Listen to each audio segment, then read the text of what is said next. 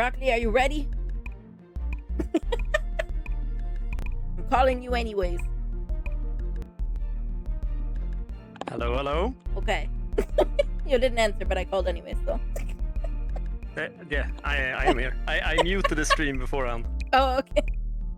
Broccoli is pure. Thank you. Do you like my hat? Yes, his little I got it. You know, tinfoil protect my hat. brain waves. Yeah, my tinfoil hat. I need to protect my brain waves from the CIA. The Interpol, you know? I am a bunny, though, and I eat vegetables, Yes. so you might have to be careful. Oof. I gotta be a good boy. Gotta be careful. How about we do a deal? As long as you don't eat me, I'll protect you with my hat. The people won't be able to read your mind. I think it's a pretty good deal. Whoa, okay, yeah, that sounds like Ooh. it. You have a deal. Okay, great. You have a deal. Broccoli's gassy anyway, so. What? What? Okay, we can jump right into it if you want. Let's start off with why you started. Okay, well, why I started. So I can jump quite into it. So why I started was basically I started prepping when I was about maybe 13, 14. I didn't start prepping like seriously because I didn't have an income or anything. So obviously I couldn't do that. But a specific like situation got me into preparing for like crisis or dangerous situations, and it was during let's see if we can find it. It was specifically during this situation. It's in Sweden. It's called the Russian what do you call it? The Russian Easter, because it was during the Easter celebrations in Sweden. And basically what happened was that in 2013, Russia simulated a nuclear attack against Sweden's capital, Stockholm, and then some islands outside of our biggest island, Gotland. And I mean, stuff like that has happened before, but the thing that was different this time was that our planes weren't ready to answer. Like, none of our fighter jets were even fueled. There were no people on the ground ready to go into the planes and stuff like that. Basically what they say here is that 2 Danish NATO planes took off instead and started like shadowing these. So our planes didn't even do anything. So if they would have wanted to, they could have done it. We would have nothing to stop them. Ooh. And that was a very scary situation. So that pretty instantly got me into like, oh wow, maybe it could happen. Maybe this like dangerous situation could actually occur. And then, like a month later or something, our ÖB, our like highest general in the army, basically said Sweden can defend itself for a week without outside support. Oh my god. That's also pretty scary, because that basically means that we are pretty screwed if no one from the outside comes in to help us. So all of that pretty much opened my eyes to, okay, well, something could actually happen. That's kind of scary. So I started to like look up places where I could find ideas for how to prepare myself for a crisis. Something, for example, this our government agency for preparations, MSB. They give like loads of tips on how to prepare yourself, give checklists and stuff on really good things to have at home. So that kind of like, at the beginning, it got me into this, oh my god, what if there's a war in Sweden? What will we do? How will my family handle themselves? How will we handle this? Little 13-year-old Brooke. But when I got a little older and I actually got an income, I started to realize, well, you shouldn't only prepare for like the worst case scenario, nuclear attack or something. You should like be prepared for really simple things, like for example, if the power goes out for like 2 weeks, or if you have no internet for a while, what are you gonna do then? For example, like more simple things, or if the water won't work anymore, if there's no water distribution for some kind of reason for a long time, how are you going to handle that? And that's kind of like how I expanded my view into what I see more reasonable preparedness. While at the beginning, when I was a little 13-year-old, I got into the more extremer version of like the worst case scenarios that could happen. Okay. So yeah, that's kind of backstory of it. I agree though, because like a lot of people just think of worst case scenario, but Exactly. true. Like, what about just simple things? Yeah, exactly. Which, and then the simple things are the more likely things to happen. So Exactly. That's the thing. That's like the more likely thing. So that's like, because think of it like during COVID. Remember how many people started to like emergency buy toilet paper? Something as simple as toilet paper became like a currency. It became like people bought it up and started to sell it secondhand. So kind of with that mindset, a lot of things, if you're not prepared before things start to become scarce, then you're kind of screwed. So, for example, I was pretty prepared with toilet paper. I had no like problem when everyone else was like panicking about it. I was like, I'm fine. I have toilet paper for like 6 months. I'm totally fine. I don't care. I didn't even know. Like, I got to the grocery store and we freaking came up to the toilet paper aisle and we're like, side-eyeing each other. Like, what? People start putting up signs like only one roll of paper per person. It's like what? And it was kind of the same because I also have like cans and stuff. Let's see if I can. Where did I put that? So for example, I have like cans like these, not specifically this brand, but I have like big cans for. I think I have like 3 big cans. They're supposed to last for 25 years, and they should be like. I think if I calculated correctly, it was a while ago, but if I calculate correctly, I could, with those 3 cans, feed 3 people's breakfast and dinner for, I think, a month. Wow. Yeah. And what did I pay for that? Maybe $150, maybe, I think. About. That's not bad. Yeah, exactly. It's not bad. And they don't take that much space, honestly. So, and I remember I had those at home. I was still living with my mom then, and I remember I still had those at home, and my mom was like worried when she was reading about all these lockdowns that happened around the world where people were like not allowed to go out, and she was like, well, she actually told me that she was like, Brooke, I actually feel kind of not worried about it if they would all of a sudden lock us down and so we can't go outside and buy food, because we have your cans. Honestly, we're fine. And that's the thing. This like security you will have if you actually do some light prepping. You don't need to go crazy. Just do some light prepping, and it's gonna help you a lot if a crisis occurs. Just for that safety, just for that calm, honestly. Just like that's basically kind of the mindset of it that I have. What does it mean, self-heating can? Well, so that's, for example, kind of like, okay, yeah, this. So basically, this is a MRE. And MRE stands for Meal Ready. What is it? I'm not sure what the E stands for. I don't remember, but Meal Ready something. And basically, what they are is that they are inspired by military rations that were like distributed during Meal Ready to Eat. Thank you. Okay.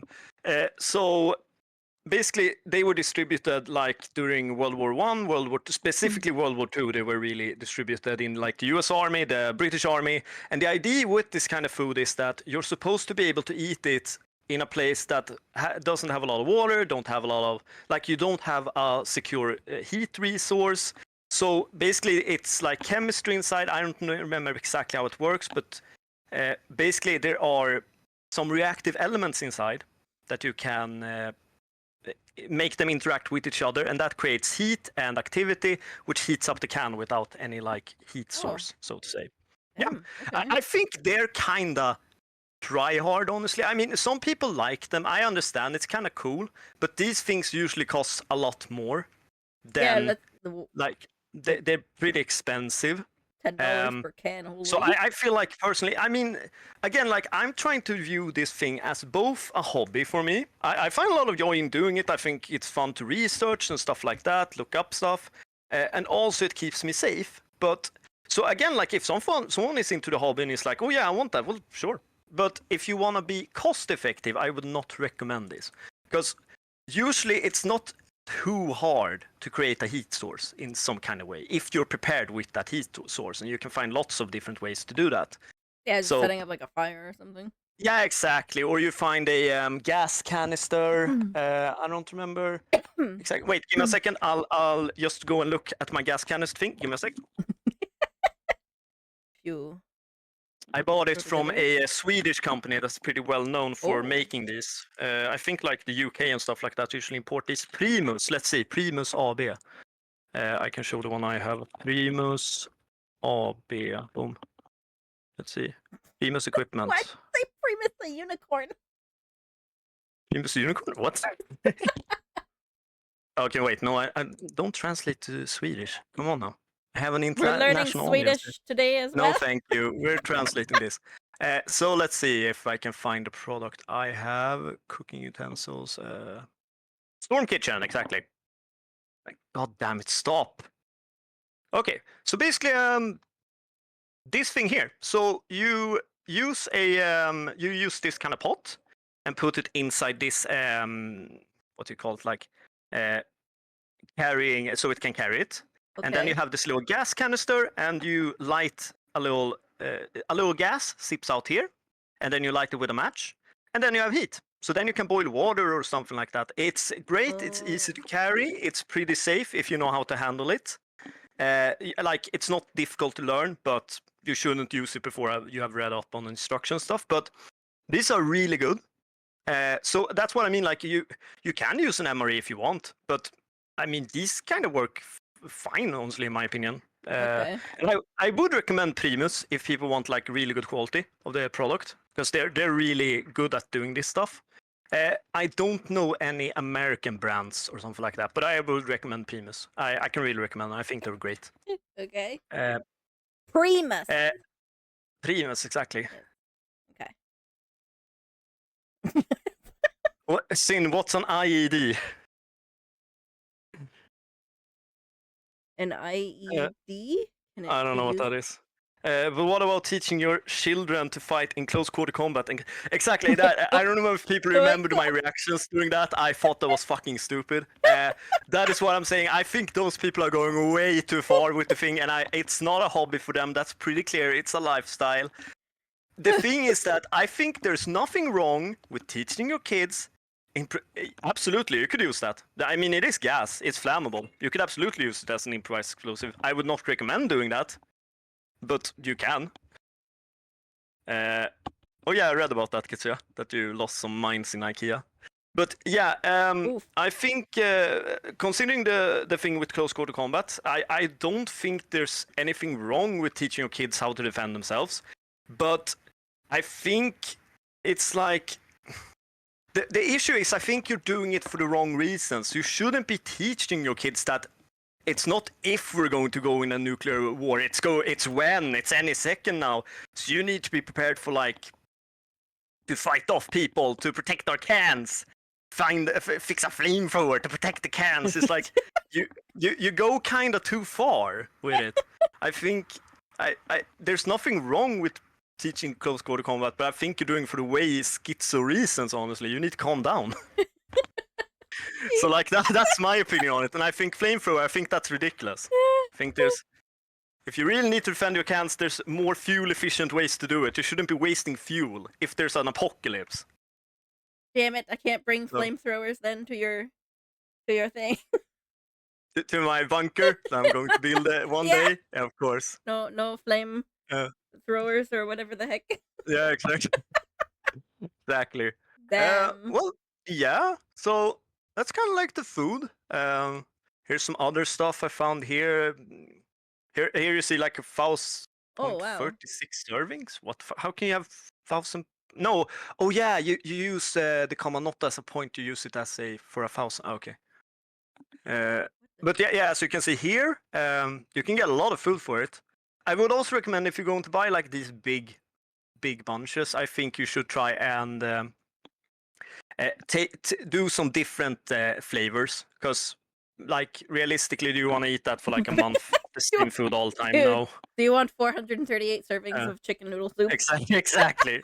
And I mean also, some people do the dessert thing as well. I think it's a waste of space. if you have the space, sure, if that's important for you. But I'm very like, it needs to be functional. It needs to serve a purpose, and that's nutrition in my mind. Yeah, you're Other not people gonna. might find it like, but I mean, like other people might be like morale and stuff like that. You need dessert and True. stuff. Like, But here's a but but muffin. I exactly like a little muffin is going to go do big things.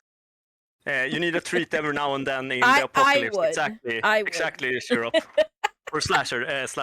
Exactly, you need a I little treat in the apocalypse. don't know if I'm gonna But die tomorrow. I just want a piece of cheesecake. Okay.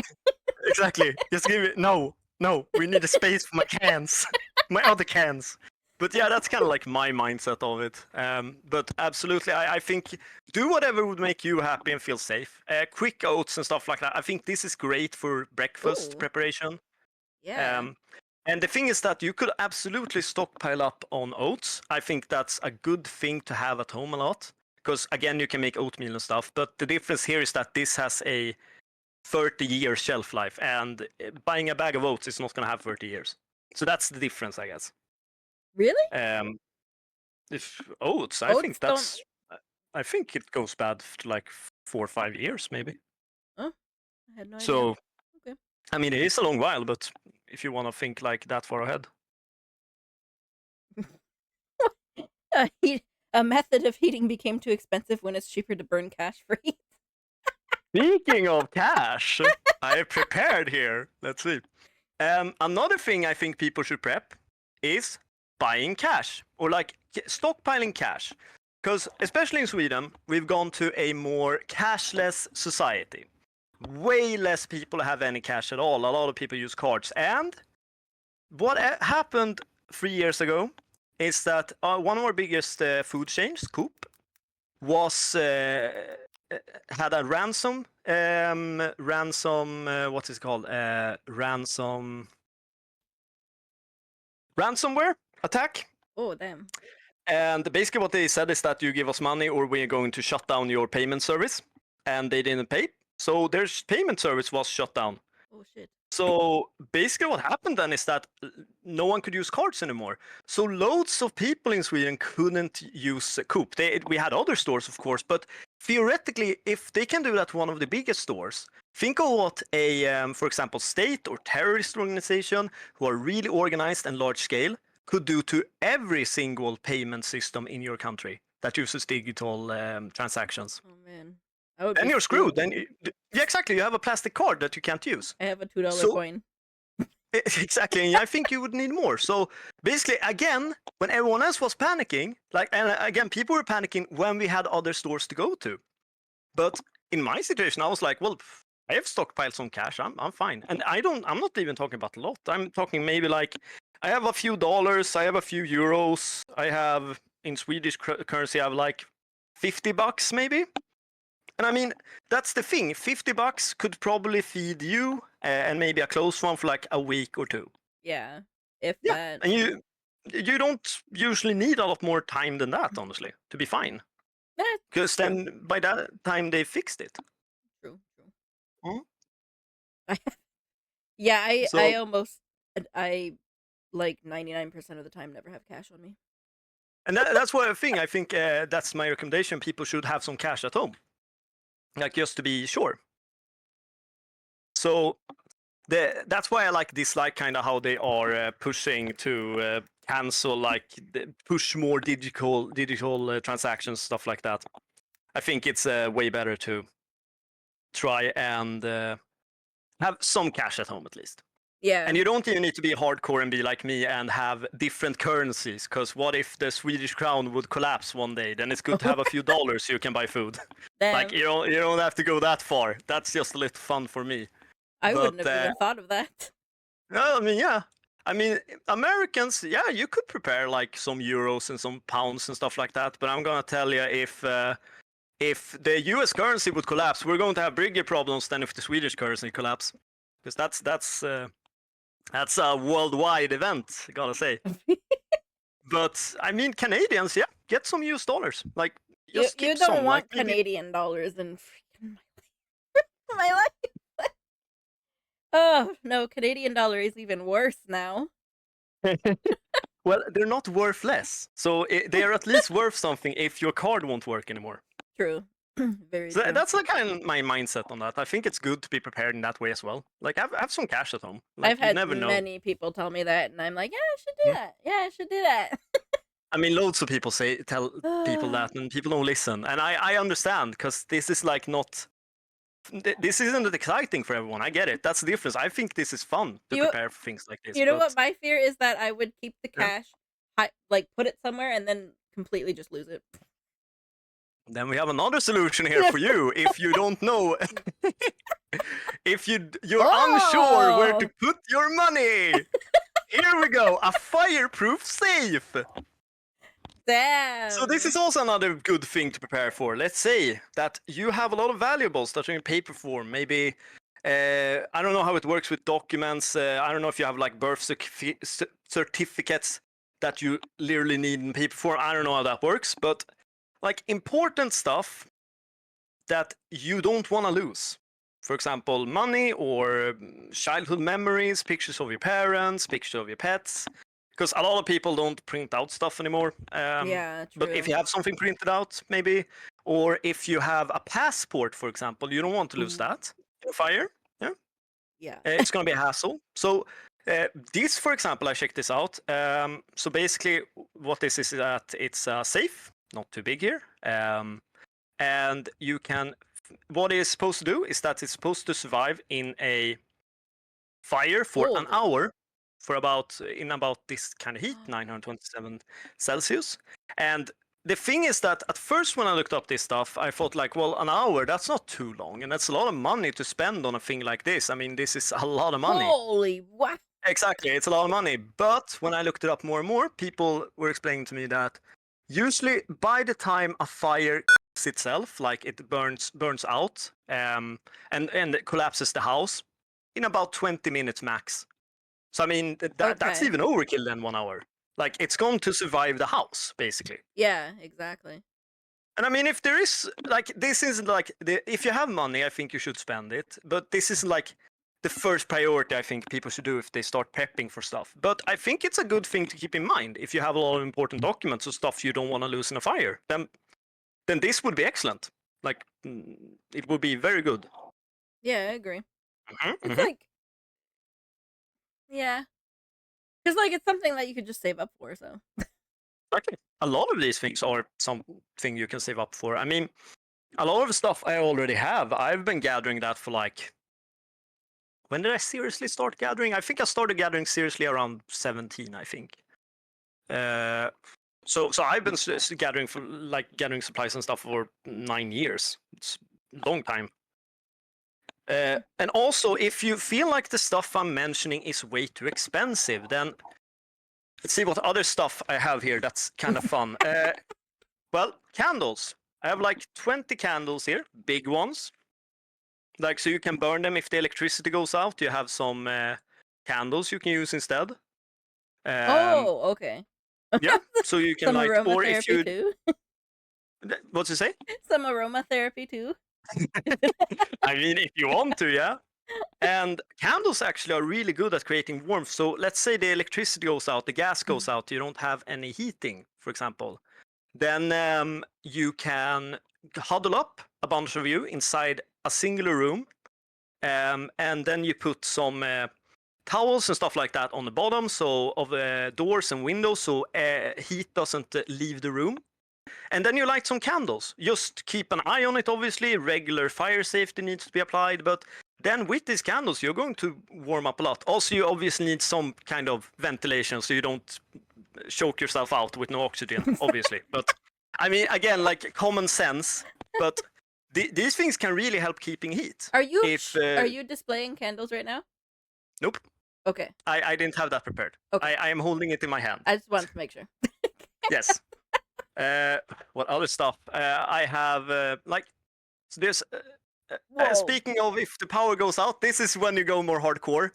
I want one of these. I'm probably never going to buy one of these because Never say I never. don't think it's necessary. If I had the money, I'd buy it. But basically a gasoline generator. So you put some diesel or gas in it, and then whoof, you got your own generator, baby. Wow.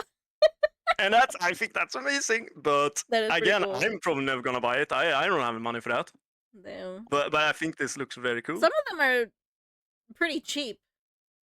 Yeah, I Like, don't know how good they are though. But if yeah, $500 is cheap, but like yeah, I get it. when Yeah, you think because of some of what you're these are like getting. $1,000. We absolutely, but again, I don't think this is like the first thing people should start doing when they prep. I think again, like I think that goes a bit too hardcore. But one of the things I would really recommend people getting, and this is the one I have. So I have Power Plus, Link Solar, and Dynamo Power. I think this is a really good dynamo crank radio. So first of all, it's very important that you have some kind of radio at home, because a lot of information is spread through the radio by the government and such like that during a crisis. So it's always good to have a radio prepared so you can get information. But then what's really good with this one is that it's very compact, so it doesn't take a lot of space. You have these little dials here for volume and for tuning, so you change your station. Yeah. And you can also set an alarm on it. You can set the time. You can use it as a light, so it has a light function. Let's see if I can see that. Nope. Oh, wait. Okay, yeah. Here. So here's the light, LED light. It's very bright, actually. It's really good. And a little headphone jack over here if you want it. It's not important. But also what's really good is on the, let's see if they show it. You can't really see it, but on this side over here, there's a little DC output thing. So if you put a little cord in there that has on the other end a charging port for a phone or something, then you have a portable charger that you then use this little crank on the backside. Oh. I don't know if you can pick it up, but I'm right now cranking my I don't know, can you hear it? This is, I don't know I if love there's the a little phrasing. Shut up. Yeah, well, you crank it for example, this one, if you crank for, I believe, 5 minutes straight, then you get 30 minutes charge on it. Oh, okay. Yeah, very effective. And it also has some solar power up here. Personally, I don't think they are that good. So you shouldn't rely on them being a solar thing. Then you need to pay more money, I believe. But just for the crank is great. I think the crank works great. You get great charge on it, and you can charge your phone and stuff like that. And honestly, I think that is one of the things people are most scared about. If the electricity goes out for a long while, how are you going to charge your phone? Because you have everything on your phone. Yeah, true. You have bank information, you have photos, you have... I mean, do you have a phone number written down? No, you have it on your phone. Yeah. Like, you're fucked. So this could be really great for that. So this is a big recommend from me for people who are starting to prep. Like, even those who just want a tiny thing to have at home, this I can really recommend. And if you find a better version, sure, but a crank radio, really recommend those. That sounds awesome. And it's cheap. Yeah. Exactly. I don't think it's that pricey. I think it's the same. So those I would really recommend. Here we see some options over here. This is in Swedish crowns, so let's see if we can change that, because we want in... Okay, we'll go for euros then. So here we have some other ones. There's a lot of cheaper... I would not recommend buying one for $4. I think that's way too cheap. I think the quality is probably going to be really trash. Yeah, I of course don't know. I haven't tried it, but again, like, I think people should be realistic with this. Is supposed to be like with you for maybe 10-15 years before you praise it again. Like you and you will rely on this during a crisis. Like, so you need to think then, well, maybe it's worth more to secure myself during a crisis. Maybe I'm ready to pay $20 more, for example, than $4. Yeah, so, true. Yeah. But again, so there are cheaper versions. I bought one of the more expensive ones. There's even more expensive ones for like $100, $200, and they probably have great solar power. Mine again is not that good, but so these are really good. Here we have another little thing here that I kind of want, and this is this is in Swedish crowns. Let me change that. Let's go for euros again. Boom. And these are pretty cool. Again, this one. Oh damn! 2,000 Holy, bucks! I want that! I want that! bro, But it's only yeah. $2,300. Only. You can get it right now. Fucking hell, it's so much money. I mean, honestly, just buy 2 of these. It's cheaper. You save way more. Holy Uh, crap! but yeah, I these are pretty cool. I don't own any of these, but I've been eyeing them. I think these might be actually a better choice instead of a gasoline generator, because solar power, you just usually what you do is that these are foldable, like you see here, and then you charge them up, and then you have a lot of different outlets here, as you can see, HDMI. Okay. USB-C, DC out. Like you connect a lot of stuff here and can charge them, and I think that's very good because again, people really rely on electricity today, and I think people should be ready for if you don't have electricity for a long while, for example with candles. But like if you can find ways like this and prepare, then absolutely, I think that's a good thing to have. So would this be oh, sorry, go ahead. No, go for it. Go for it. Would this be kind of like an alternative to the generator? Yeah, I'd say so. I have neither tried how effective these are. Like in general, a big backup battery with solar power. And I obviously haven't tried a generator. But again, diesel generators have existed like since cars existed. So they are reliable. They are really effective nowadays. While I would say these portable batteries are a new technology. Usually new technology isn't totally fleshed out yet. But again, I can't tell you if this is better or this one. I'm not. Okay. But like loads of communities in the world rely on diesel more than solar power today. Okay. So, and you could also use the argument that, for example, in the north during right now, for us, we only have like about 5 hours of full sun a day, and the rest is dark. And so then a diesel generator is absolutely better. But let's say, for example, during the summers when it's the reverse and we have like 5 hours of darkness and the rest of the time is the sun. Like when we have the longest days, I think the sun goes down around like 11:30 at night, I think. Okay. So that's like the longest sunlight day. And the same with Wow. Canada in the north. I know you have the same kind of concept for north there. I always forget that. Jeez. So I mean, in that case, I think probably this one is more effective. Yeah, true.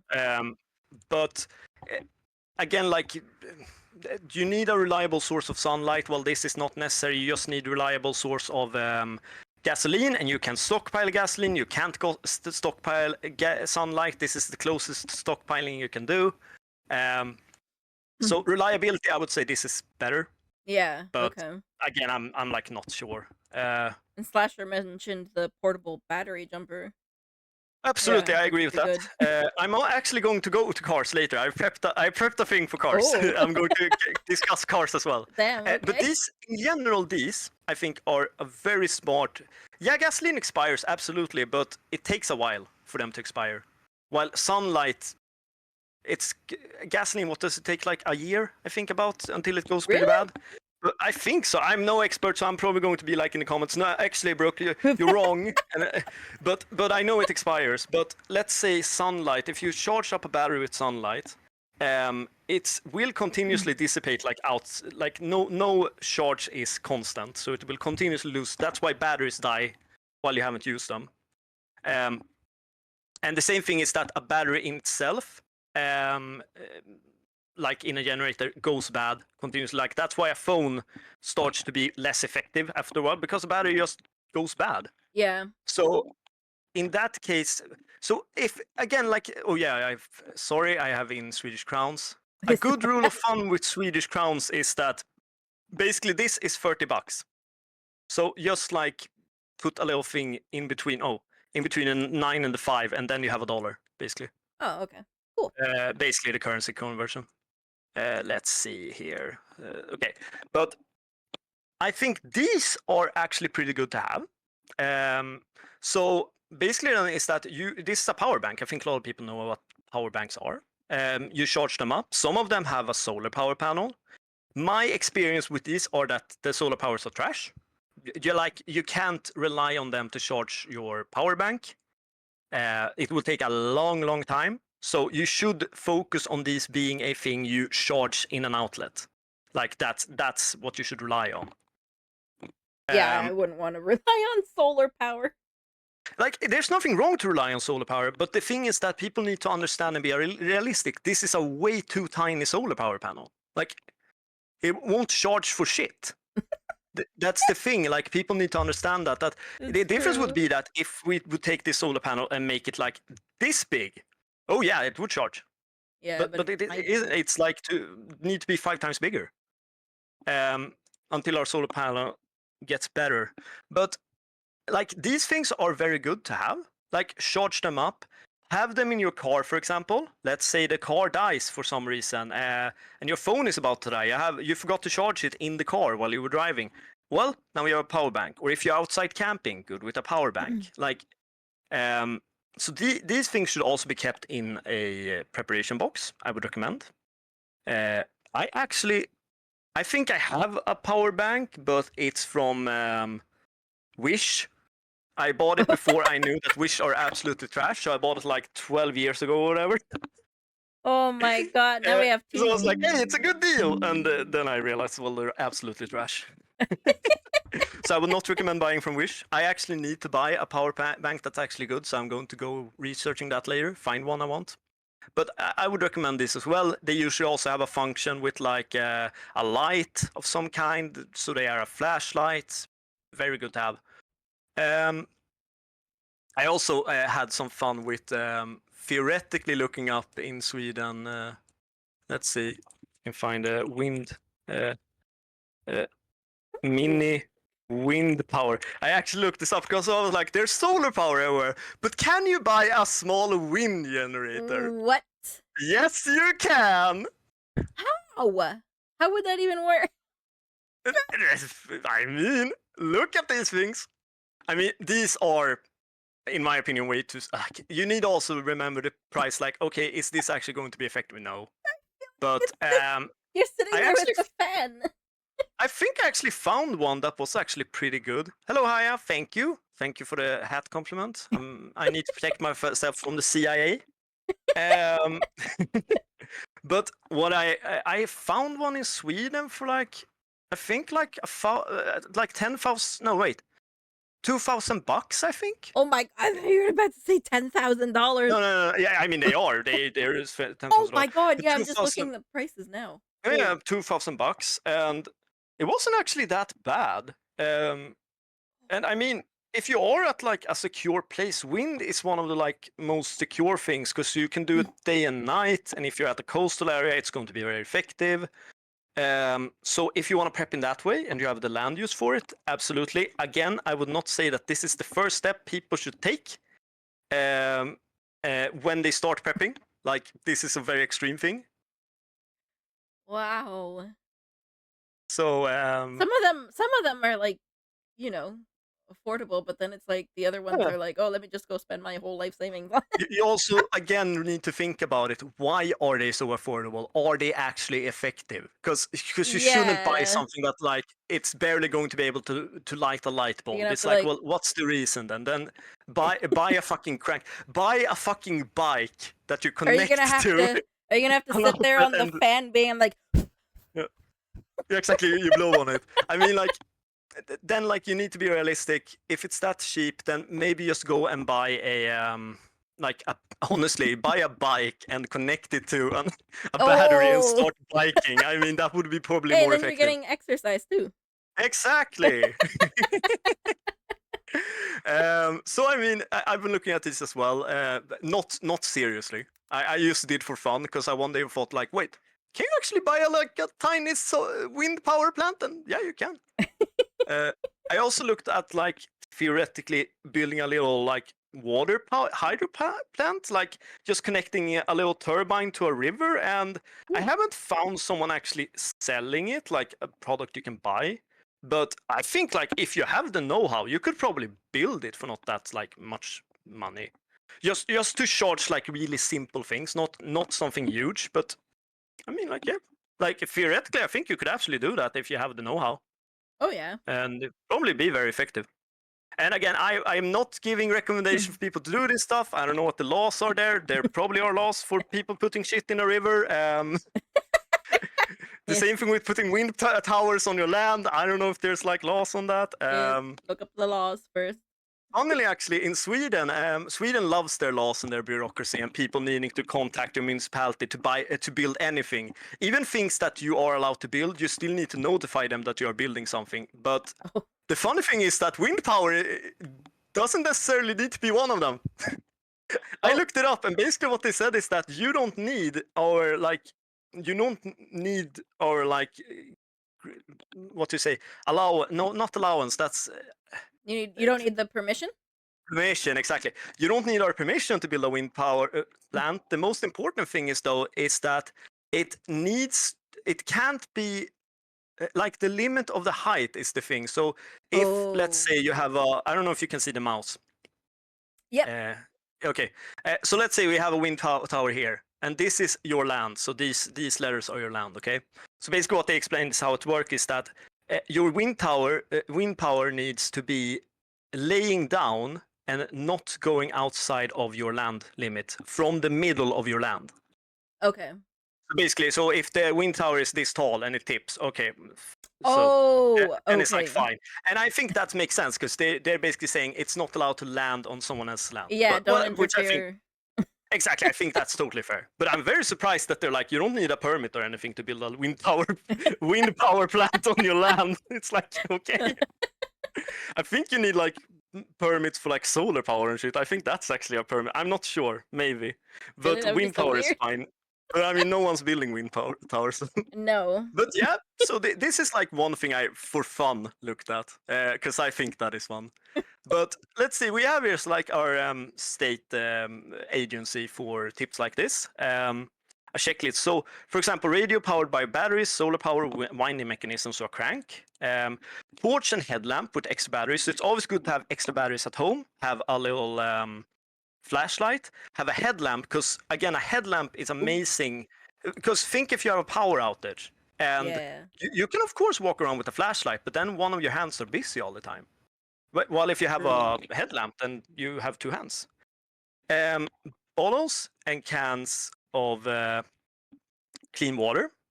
Actually, then I can go over to my water preparation thing here. Boom. So I haven't bought this purification tablets, but I am very interested in them. And I am like, I kind of want it. I didn't know this existed. Exactly, there's a lot of shit. It's a big fucking industry, this thing. Let's see, I'm going to change my currency again. Let's see, let's go euro. Boom. So it basically explains that you use it on drinking water to maintain and make fresh water. Adds oxygen. So some of these then are made like this to make sure that water is fine, drinkable. For example, if your water goes out, for example, there is ways that you can. Let's say, for example, the whole power water company or the power company goes out. Well, then water is not going to work if you don't have a well connected to your private well, for example. Yeah. But so let's say you're in that situation at home. You have no water. You have no secure water anymore. Your tap doesn't work anymore. You're out of water. Well, what are you going to do? Well, most likely the government is going to like send out a truck with water and a gathering place where everyone goes and gathers water. But that's not going to be instant. So you need to be prepared. How are you going to handle that then? Well, you can. This is actually a trick. So at the toilet, you know the thing you press down to flush, for example? If you open up that lid and take it out, the water inside is probably drinkable, actually. If it's not like clear bacteria or, for example, mold or something, obviously, again, common sense. But as long as that's not the case, then you can most likely drink that water from there. So, and just to be extra sure, you can use one of these to make it, since the water has probably been laying still for a while, and still water creates bacteria. That's why moving water usually is clean. So still water creates bacteria, so this can actually help with that. And here's where I'm going to give a tip also how to preserve your water in your toilet tank. And this is probably a thing people will find kind of weird and gross, but think of it like, again, you're in a situation where you have no secure source of water, and the only secure source of water right now for you is in your toilet tank. Well, are you going to use that to flush down your excrement and stuff like that? No. Well, should you be leaving it inside there? No, you should not do that either. That's a health hazard, and it's going to smell, and it's not going to be fun.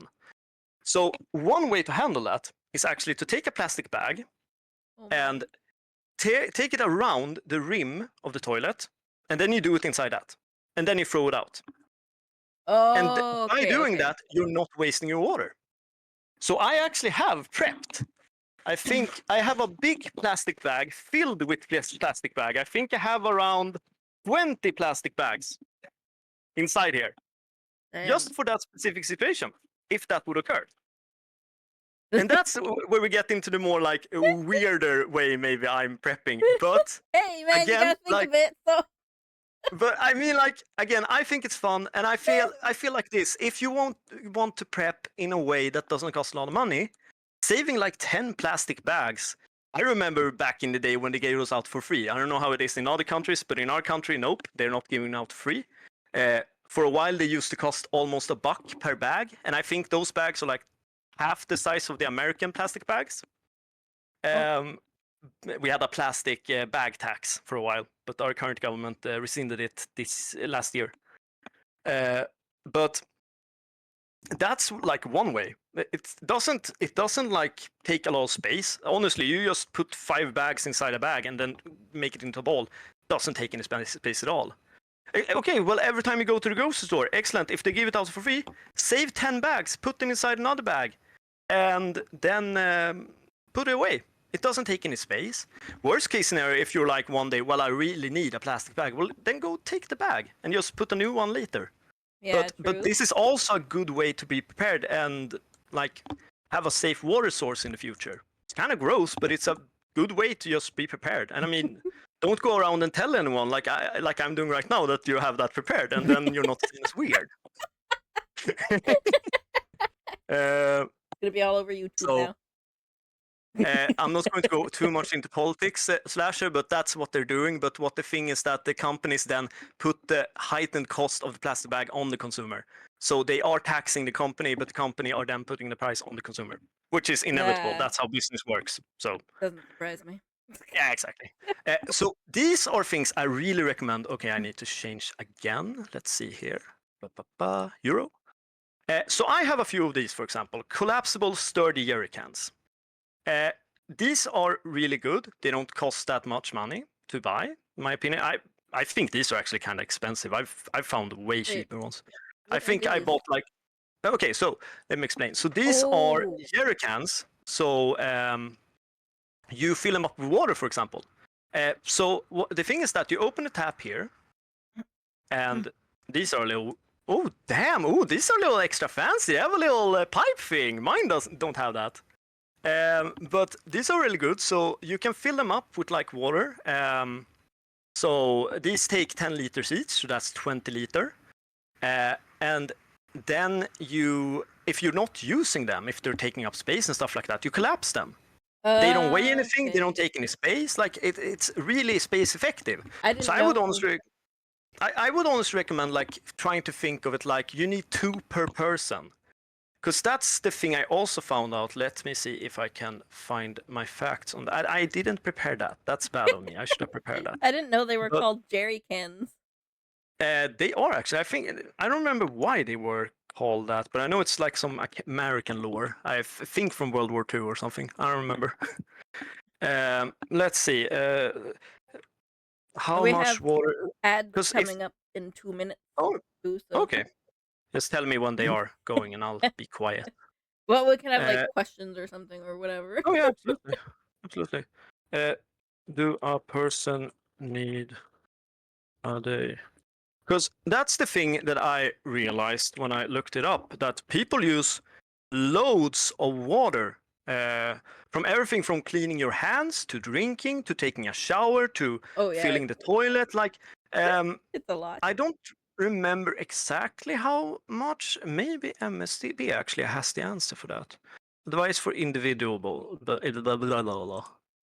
Let's see if we can find some MSB here. Vatten. Let's see.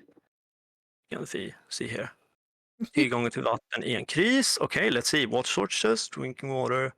Drinking water in cans. Also, boiling water. If you're unsure if the water is safe, obviously boil the water. Common sense. Yeah. Let's see here.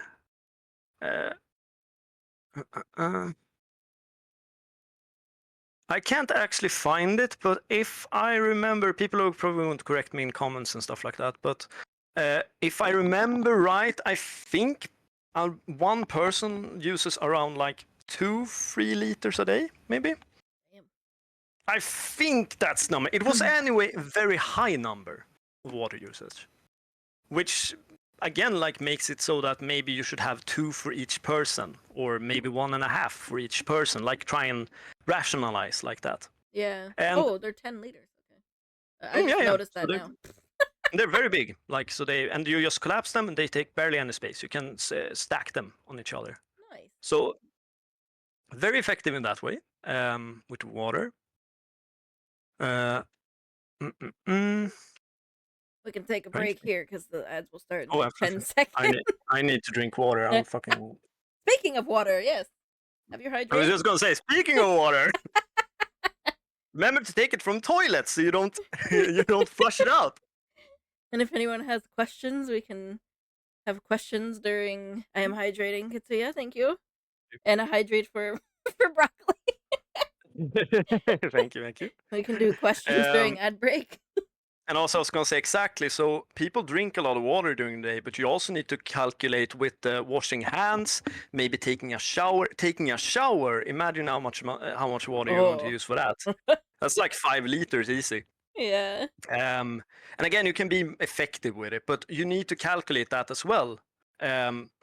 So these are things that don't cost loads of money if you buy them during a long period of time. So you don't buy everything instantly.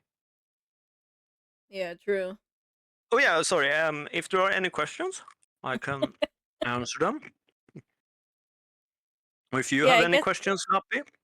I guess like during the winter you could probably just take snow and use that as a source of water too.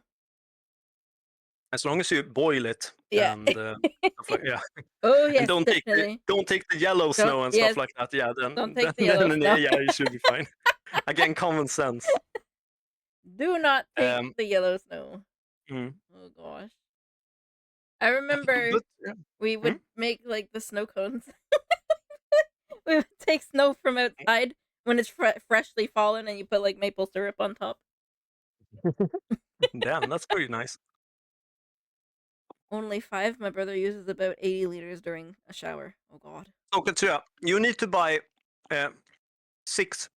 No, you need to buy 8 of these for your brother for your shower. Oh my god. What is he in the shower for like an hour? Holy. I mean, you use way more water than you think when you're like showering and stuff like that. Oh yeah, well, You take it for granted. Like, it's just falling out.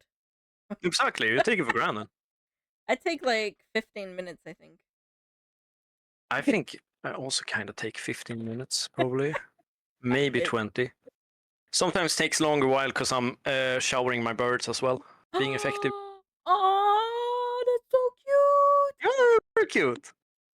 Pixel really Oh. likes it. She gets all like burled up, like all her feathers going like pointing straight out, and she gets really big, and she starts like putting her head on wet surfaces and like trying to get herself really wet all over. It's really cute.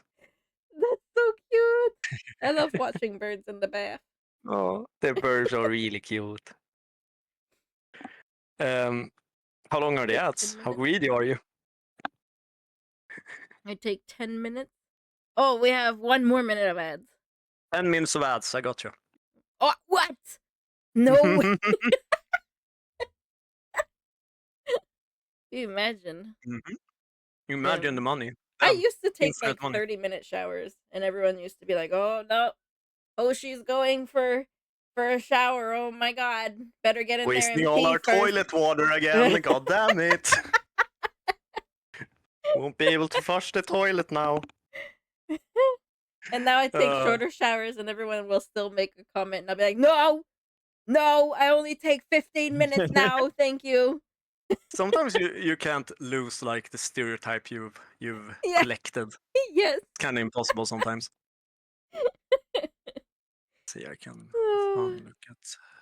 They'll be done in like 10 seconds, so it's Oh fine. yeah, Just no go ahead. worries. I'm trying to prep for.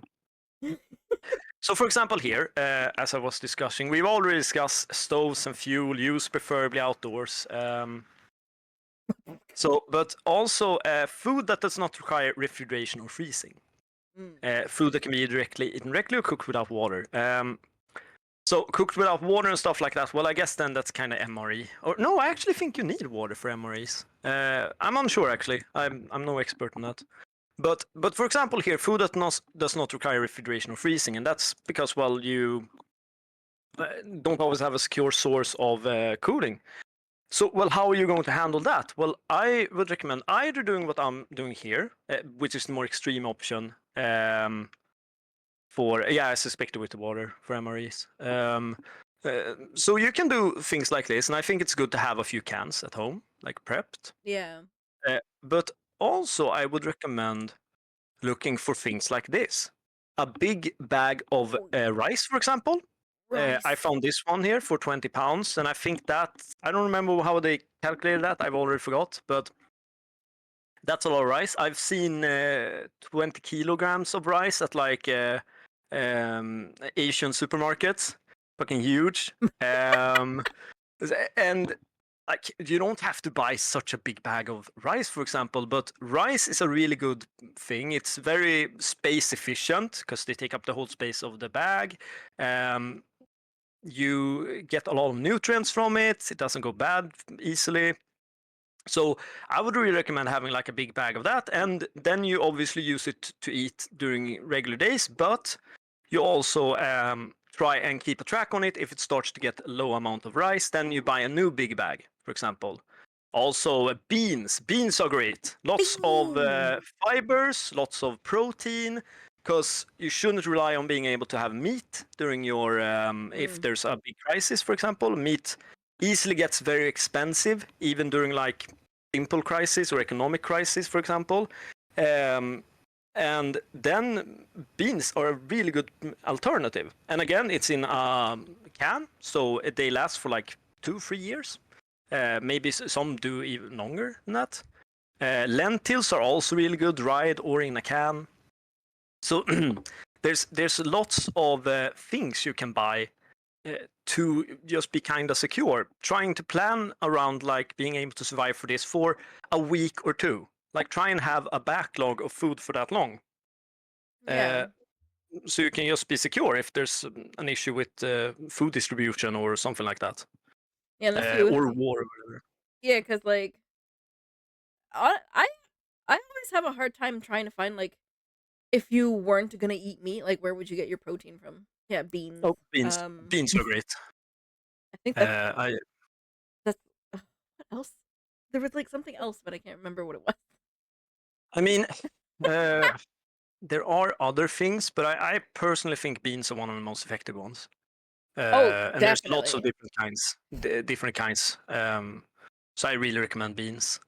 There's also here we go some MREs for fun. I looked at them, but again, I would recommend beans, rice, pasta. Pasta is great. Haya is probably very prepared.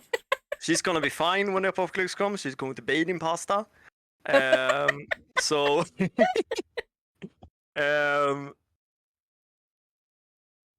oh my god. So yeah, that for example is a good alternative You as well. said how big was the bag of rice? Like the biggest one? The biggest one I've seen is 20 kilograms, and I am unsure how big this one is. Oh, 20 how pounds. much is kilograms and pounds? I don't remember. Hold on. Kilograms to pounds. 20 kilograms. What? Oh my god. That's like 44 pounds of rice. Damn. Holy shit. Yeah, it's a big bag. They have it like on these big piles of there's a lot of rice in that. Damn. So I mean, yeah, I'd recommend some rice there. I also thinking here of could also look at cars a bit quickly. The thing I would just in general recommend for people in cars, especially during these colder times, is that if you're planning to drive for a long while, if you're going to drive in an area where there's not a lot of people or not a lot of traffic, you should be prepared for a scenario where, for example, during the winter, you drive off the road, you get stuck, your battery dies, you get some kind of mechanical issue. And during those scenarios, it could be a big struggle if you don't have, for example, service on your phone, if your phone is dead. And again, a lot of people are driving past. So in those cases, I would really recommend having, first of all, driving in warm clothes. But also, a car gets cold really quickly, even after you've warmed it up. So Yeah. I would recommend to have extra clothes in the back that you can put on fresh. A reflective vest, because if you're on the outside, like if you're walking around trying to find help, or if you're working on the car in the middle of the night and you don't have a reliable light source close to you or stuff like that, then it's good to be prepared to have a reflective vest. So if another car drives by, you will light up so they won't hit you. So that's your safety. And a shovel. There's lots of like collapsible shovels that are really good. So that's and the thing with the shovel is that, well, you can probably try and dig yourself out of the snow pile. So I recommend that as well. If it's collapsible, then it's let's see if we can. I think this one is collapsible. But anyway, I think people understand. Exactly. Here we go. Here's one. Kind of like the one I have. Okay. So these are really good. So then you see, you collapse them. They don't take a lot of space. And then you like extend this shaft so it's longer than it looks. And those are really effective to try and get yourself out of a snow pile.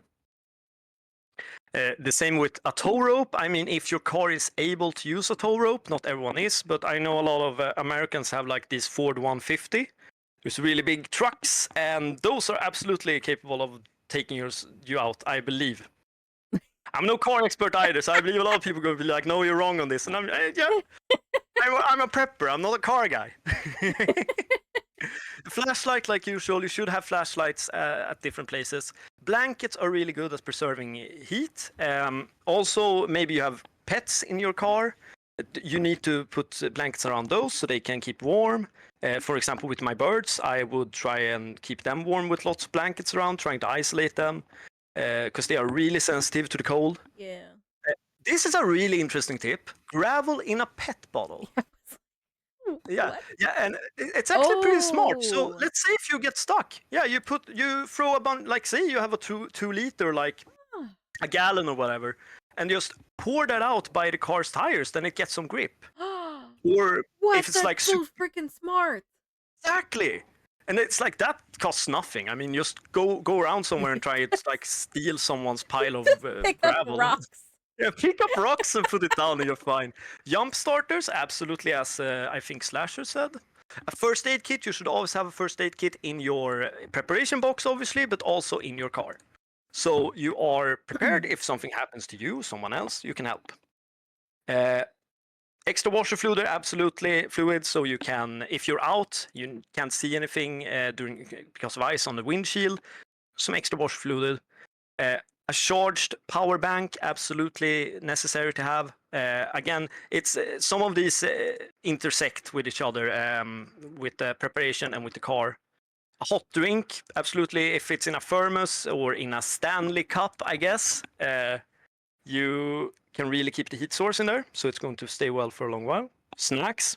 People will get very cranky in the cold and the dark, so to keep morale up, you need a little snack. You can take a little muffin or something. Little chippies, cookies. Yeah. Some change or rain clothes, absolutely. Also having prepped like numbers and stuff like that to people who are like covering your insurance, for example, or something like that. Well, AAA or something. Yeah, exactly. AAA, I don't know. And replace batteries if they're old. Yeah. So I think these are really good car tips. Was something I read here where I was like, wait, I haven't talked about that. Let's see. First aid kit. Oh yeah, so some things I also think is very good to just be prepared on is obviously a first aid kit. And I mean, you can find them basically anywhere, so there's nothing like special, and it depends like how extreme you want them to be. So you get a little like tweezer here for I think operation stuff like that, needles, alcohol, cleaning alcohol, stuff like that. You can find a lot of good stuff, and they're like usually information how you use them. This is going to be in Swedish, obviously. Oh yeah, but it's okay. like small cuts. Oh yeah, actually they have. See, they actually have in multi, so they have in Swedish and English. Oh, so that's excellent. Yeah. Nice. So CPR mask, disposable gloves, rescue blanket, like lots of good stuff. You should have 3 of these. One at home, one in your preparation bag, and one in your car, for example. Yeah. Okay. Yeah. So, and stock up on like band-aids, stuff like that in general, because the thing is that people always need to think about when you prep for things like this. Sometimes you might think, well, you can just find it in the store, for example. It's like I can go there in 5 minutes and I'm like fixed. Why do I need to prep for it now? Well, the thing is that if there's a kind of crisis, we saw this during COVID. If there's a kind of crisis, then everyone will think that way. Everyone will go and buy the thing you're thinking of buying. Yeah. Yeah. And that's true. what happened. Like simple, and that's the funny thing with the crisis on the toilet paper. We weren't actually running out of toilet paper, but customers acted differently than they had before. So the whole supply line got overwhelmed because all of a sudden people wanted more of the toilet paper than people were prepared to produce. And same thing can happen with lots of stuff. I mean, if all of a sudden people say we're running out of band-aids, well, more people are going to go and buy band-aids, which makes it more scarce. Yep. So being prepared now keeps you safe in that way. So you don't have to worry about it. That's like stuff that I failed to think of. Like, oh well, I mean, it's just at the store all the time. But you're not alone. That's what everyone thinks, and that's the issue. Because that's why people like me are fine when that happens, and everyone else are panicking because everyone else are doing it at the same time, and that's when everything collapses. Also, this is in Swedish. But this is a book I really recommend. Not specifically this one, but so this is the Crisis Handbook, and I own this one. I think it's great. Basically, what it does is that there's loads. I can actually try and do a little translation here for you guys. So the Crisis Handbook. So yeah.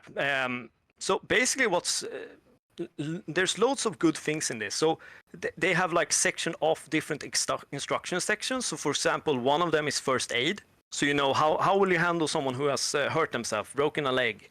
What kind of plants and mushrooms and berries are edible in your area, and then they show pictures of it. Yeah, and all of that stuff is really good to have. Like also how do you start a fire, what should you do, and then they have like specific scenarios. So what should you do if there's no water, what should you do if there's an emergency and you need to run, what should you do if there's an like power emergency, all of that. I thought it was really great, and it was like $25 when I bought it 2018. I found it in a hardware store, funnily enough, and I was like, hell yeah, I'm buying this. And I bought one for my dad, and he was very happy with it. Nice. And another thing that also is like, you don't need a book for that, but the thing is that the book reminded me of that was that at the very end, for the like last 5 pages, there's a big, I don't know if you call it graph, a figure. Do you call it figure? Where there's like straight lines and then loads of lines, and you fill it up like an Excel document. Or like a bar graph? Exactly, a bar graph. I think. I think kinda. No, probably not. Not the bar graph. No. No, not the bar graph. I realize no. But basically, what was really interesting with that part was that it showed basically columns where you fill up with names, phone numbers, and addresses. Okay. And I thought, you don't need this book for that, but it reminded me, I don't have that written down. What am I going to do if someone steals my phone? And again, that's not a World War crisis. That's just literally you losing your phone. Yeah. Okay, and that could happen to anyone. So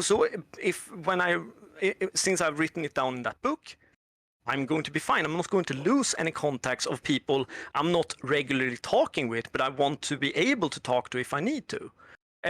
Same thing, knowing addresses of everyone, or like I don't remember that. Oh Like God, I don't remember addresses? where my No. exactly. Every time I That's go also a anywhere, I'm good like, thing. "What's your address again? What's your address again?" Exactly. That's also a good thing to have if there's a crisis of some kind, or let's say your phone is stolen, to actually know where it is.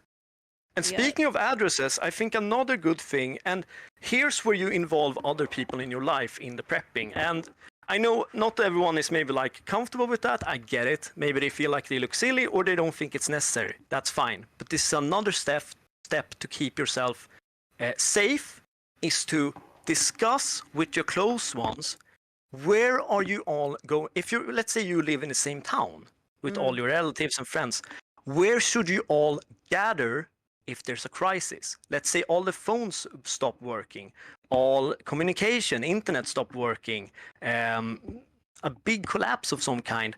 Where should you all gather up? And how long should you gather up? Like, should you wait for each other for 2 hours, for a day before you start leaving because maybe something's happened to someone else? And stuff like that, I think it's very smart, because otherwise it's pretty easy. Let's say you live in like a big town like Houston or Washington or New York. There's millions and millions of people, and it can be pretty easy to lose track of each other, like if you Yeah. haven't planned this stuff. And like just talking with each other, if a crisis occurs, we should gather on this hill, we should gather on this area by this shopping mall, and then you could discuss, or you could have an extra step, whereas if we don't meet each other up there, if someone gets lost or whatever, maybe out of town, this is where we're all aiming to go, so they have Yeah, like a that's spot true. of safety.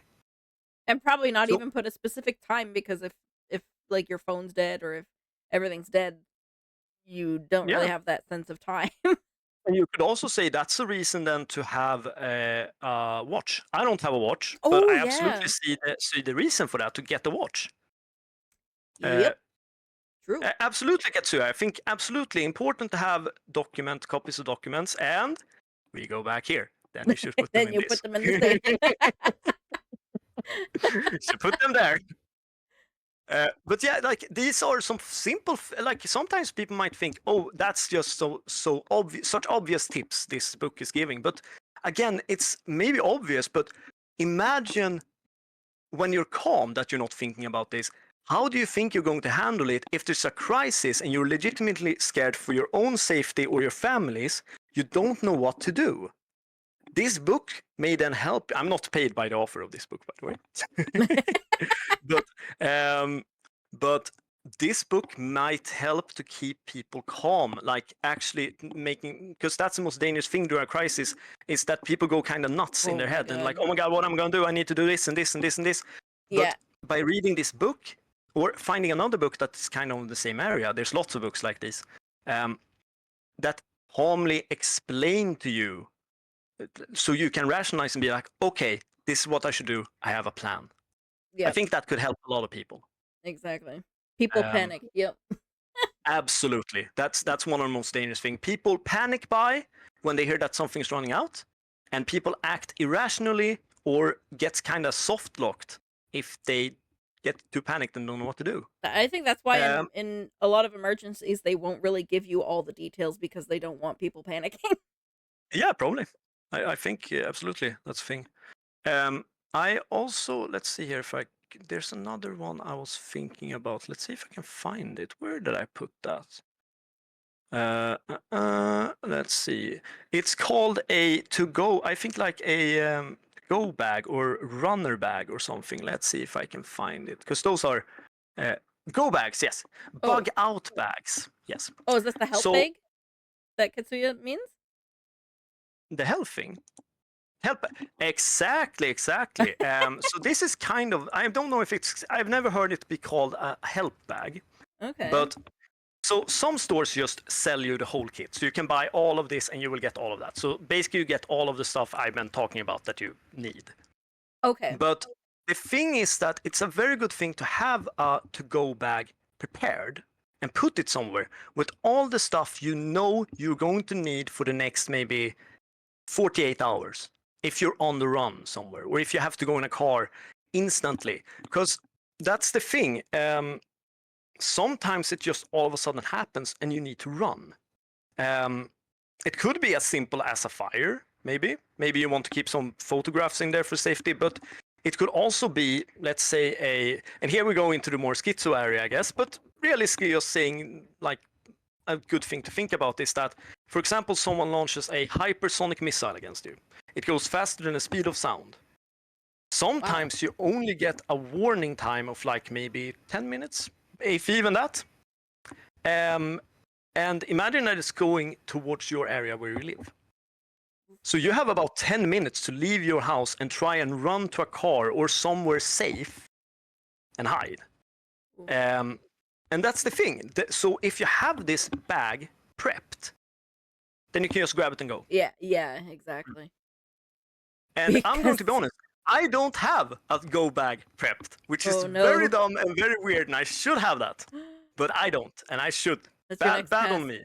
But I'll ask you next week. I'm gonna DM you next week. Did you prepare it? But yeah, absolutely. I think these are very good to have to stay safe. Need to quickly run. I mean, we've seen stuff happen in the Middle East, in Europe, where stuff has. I'm not going to go too much into politics, stuff like that, but things have been happening, and a lot of people, I believe, would probably in that specific situation felt I would have had a lot of help with a bag like this. Yeah. If I ran out. Because you 10 minutes can go by fast. Absolutely, it goes very fast. What's your policy on helping out others? Okay, so here's my thoughts on that. Is it depends totally on the situation. Sometimes it's. Oh yeah, I should actually. I know that's a thing streamers do. They read out the comments. I am not a streamer, so. Broccoli, what's your policy on helping out others? You may come across like neighbors and stuff. Well, let's first say the policy of our state is that people should gather up and cooperate with each other. Like we need to create a community where we're feeling safe with each other. I think depending on the situation, absolutely. So, for example, let's say the power runs out. Maybe you're 20 people, 30 people who live in a apartment building. So it's a pretty small apartment then, but like apartment building. But let's say there's 30 of you. Then I would recommend if the power's out, there's no heat, water is kind of scarce, or specifically the heat is the danger, then I really recommend people to gather up into a big room, the biggest room they can have that can still isolate and keep heat. And people gather up in there because humans exude a lot of heat that can sometimes get lost into walls or something like that. But if you're all together, you all gather that heat together, so it lasts longer. It's more effective in that way. So I would recommend in that way that you do that. But during, let's say for example, a crisis where, for example, food is scarce. And there's a crisis of food, and people have panic bought out all the food in the supermarkets. There's, for some reason, a problem for the state to distribute food to people in the near area. So, for example, in Sweden, there's a statement from the state that basically says that we expect you guys to be able to handle yourself in a crisis for minimum of 1 week without any help from anyone from the state, and a maximum of 2. And that's like worst case scenario, like a nuclear attack, societal collapse, whatever. But so then they expect you to handle yourself for a week, minimum. So in those situations, it is a hard thing. If you would ask state, they would say that you should help your close by neighbors. You should share the food with everyone and try to keep everyone safe. What I would say is that it depends totally on how many people you're going to feed and if how much food you have. Yeah, like you want to help people, but you don't want to help Yes. people if you're going to die from it. Yes, exactly. The thing is that I also sometimes feel like, and I'm trying not to be too harsh on that because I know a lot of people aren't prepared, but it annoys me sometimes when this information is available. And for example, in Swedish state, they really press this on continuously, especially during these last years, that there is a dangerous situation in Europe. You need to be prepared to handle yourself. For a week minimum, you need to be able to handle yourself. And people still don't do it. And it's not because they don't have the money, it's because they don't care. And that's sometimes why I feel kind of annoyed with like, well, I have really prepared myself. At the same time, I don't want to be like, I want you to go and die and starve because I prepared. It's like, well, no. Yeah, but you know, it's yeah. Yeah, unfortunately, in harsh things, it's like, well, you know, You these put yourself people in this prepared and situation. these people didn't, and that's not Exactly. these people's problem. So, Exactly.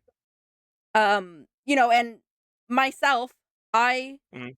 I haven't prepped nothing, and I wouldn't expect someone Okay. who prepped a bunch of stuff to give me all their stuff because that's my fault that I didn't prep.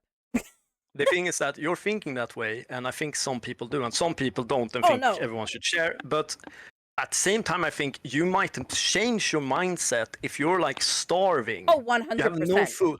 Yeah, exactly. And you know that maybe someone like me has secured food for 1 week for 3 people, and I have 2 other people with me. Yeah.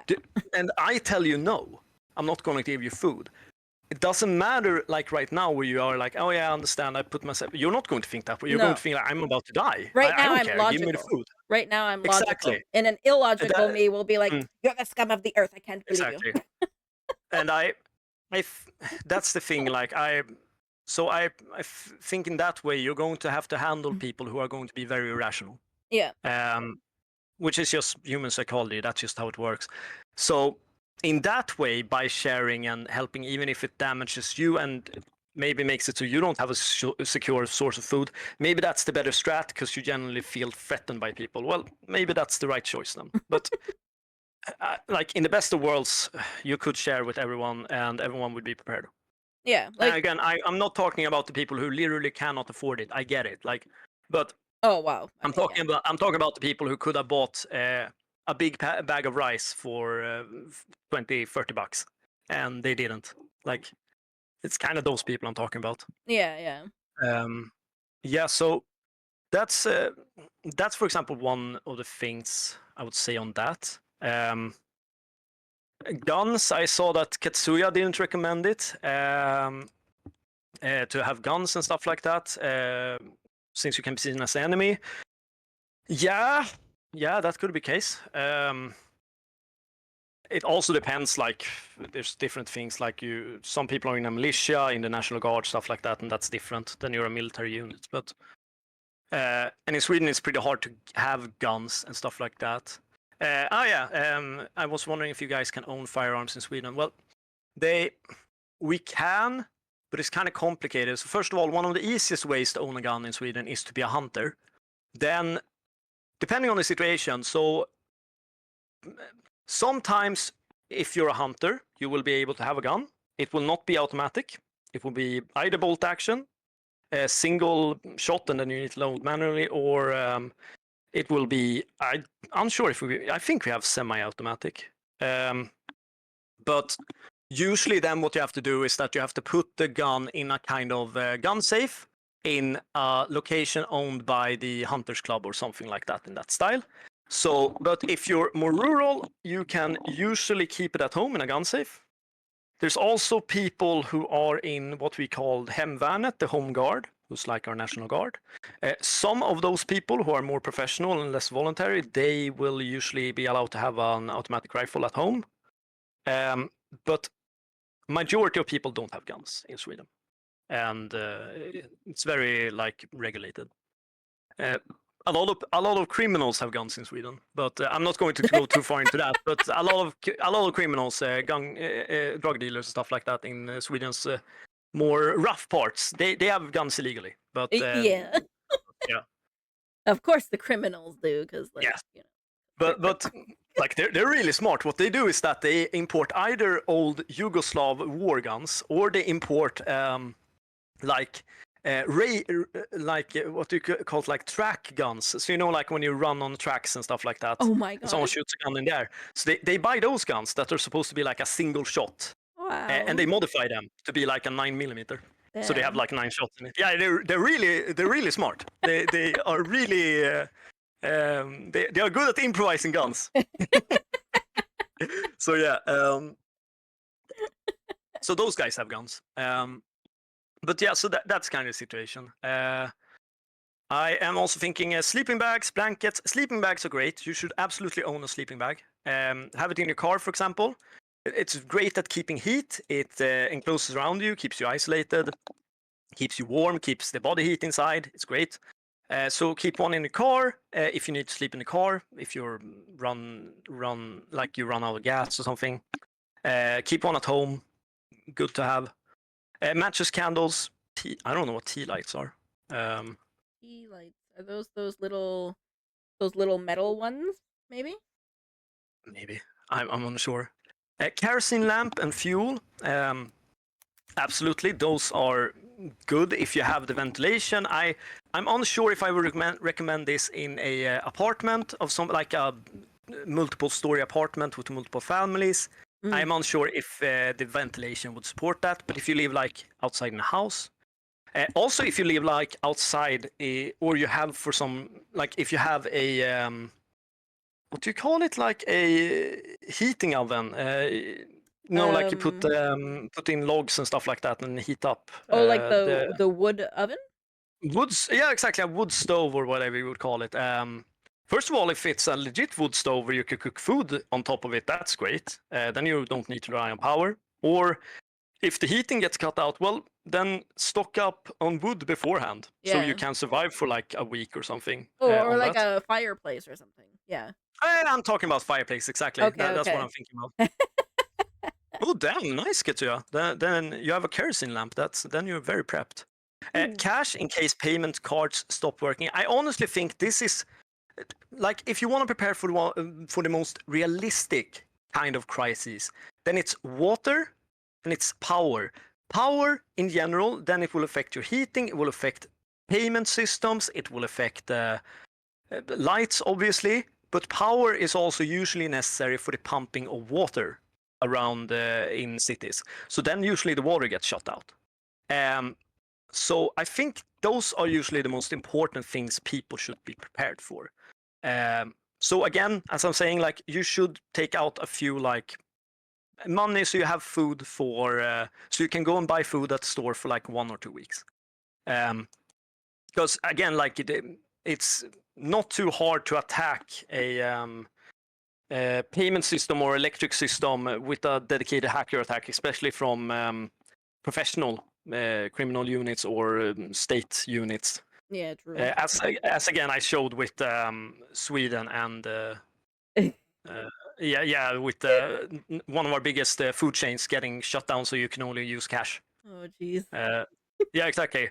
I actually remember that I stood in line for another store once, and I was trying to pay, and it continuously said like declined all the time. I couldn't pay with my card, and I was like, what the fuck?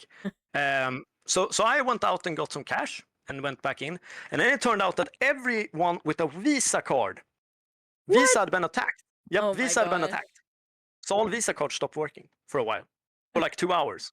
So all of a sudden, like almost everyone in line had to go out to the bank thing, because that's the weird part. It didn't work with the payment system, but you could take out money with it, which was good. But at a real big attack on like Visa or something like that, then you won't be able to even take out money at an ATM. Yeah, yeah. That's list on paper, phone numbers, family, relatives.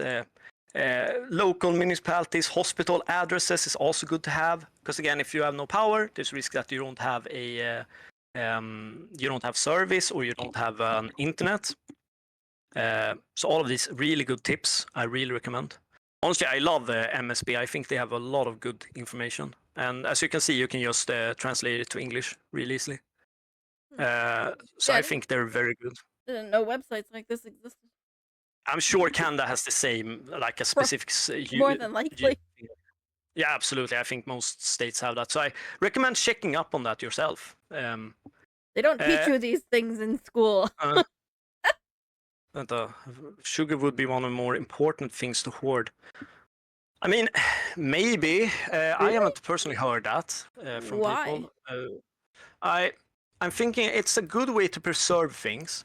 You can use it to make things last longer. You can make jam out of fruit. That's very good. But I would personally say that dried goods are very important. But if you want to say things that are going to be valuable in a total collapse, then I would recommend having a pack of cigarettes.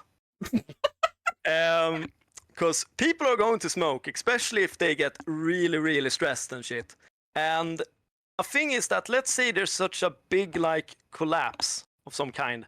These are like more the really, really big ones.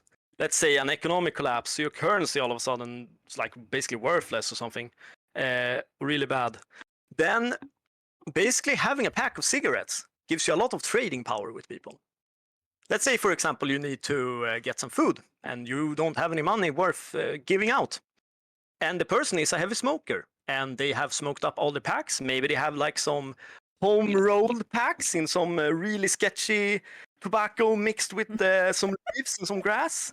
Well, if you have a nice pack of Marlboro or something like that, then you're going to give them that and they're going to give you food. And if you're not a smoker, I'm not a smoker, for example, then hey. So the only pack I've ever bought is in my preparation bag here. That's the only one I have. Oh my god. So yeah, and it's for that, and that's more like a funny haha. But if it happens, it happens, and then I'm prepared, and it doesn't take a lot of space, for example. Yeah. Sugar's potential lies in the production of alcohol. I did see actually the sugar is for like food preservation and stuff.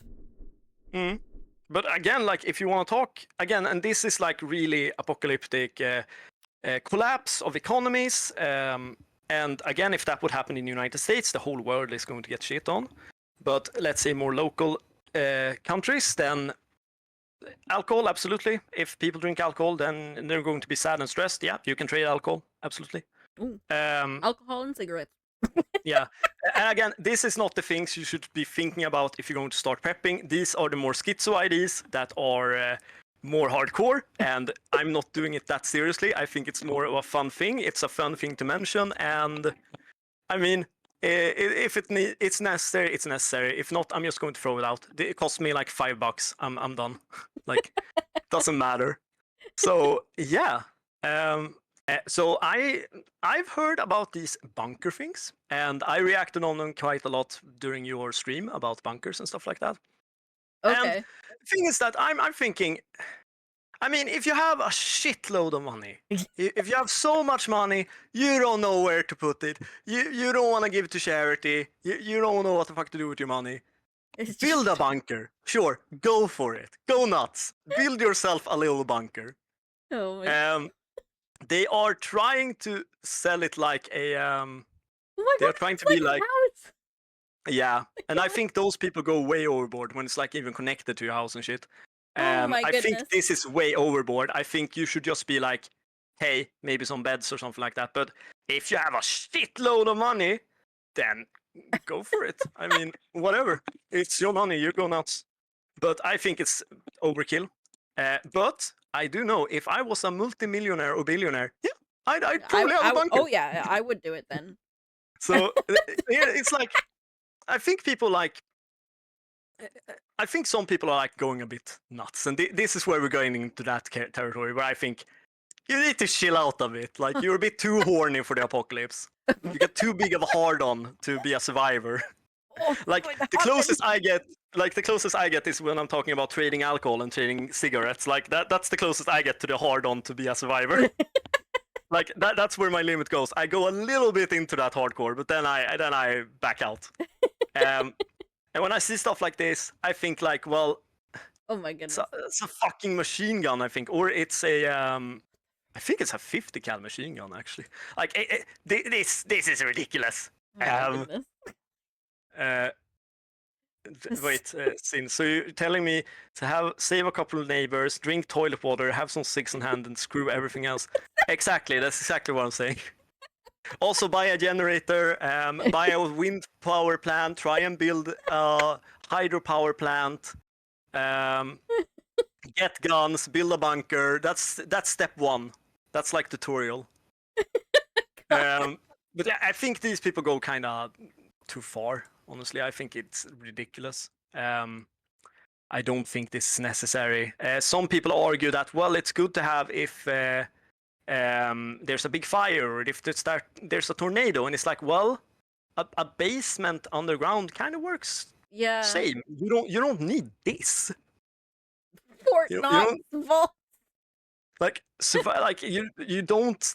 This is too far. Like you need to chill out, man. Look at that bathroom. Did you see that bathroom? How fancy it was. Which one? Where? And yep. Oh damn! Yep. Yeah. Ooh. Look, what? Ooh. Why do you need a bathroom that fancy? Ooh. Actually, a shower isn't like if you're building a bunker. A shower isn't too dumb of an idea because then you can shower off nuclear drop off and radiation. So that's very good. Oh yeah, I can actually give you a quick tip then on. I don't know loads about nuclear weapon radiation and stuff like that, but I do know that you should not use you should not use shampoo and conditioner, because those have things that basically collect the radiation. So you just get like if you're trying to shower off your radiation and you use those, then you're going to get even more radiation on your head. So that's a little thing I learned. Just be stinky. Oh, let's just be stinky. No, you just use water. Water doesn't clean things. Water can clean things. Like We've been surviving on water like I asked Jello to clean the counter and he just wipes it with water and I'm like, you didn't clean. But I had no idea about that for shampoo and conditioner. That's crazy. Yeah, so that's a good one. Here's again, like they're trying to be a little like, hey, it's good for tornadoes. Like wine NATO, fuck off. So they have a wine cellar down. Fuck off. That's just ridiculous. Oh my god. Are we really worried about wine? Yeah, that's so dumb. In the apocalypse. That's so dumb. I hate those people because I think they go like way too like, oh yeah, we need to make sure that we have Wi-Fi. It's like, well, if you're preparing for the apocalypse, why is Wi-Fi like one of the priorities? Fucking make it bigger then and save the money and let more people in. I can't stream though if I don't have Wi-Fi. Shut up. You won't have anyone to stream to. Everyone will be dead. You can stream to the other bunkers. Hey guys, it's my bunker stream. I'm showing my haul from the apocalypse. Hoshila bunker, let's go. Oh god.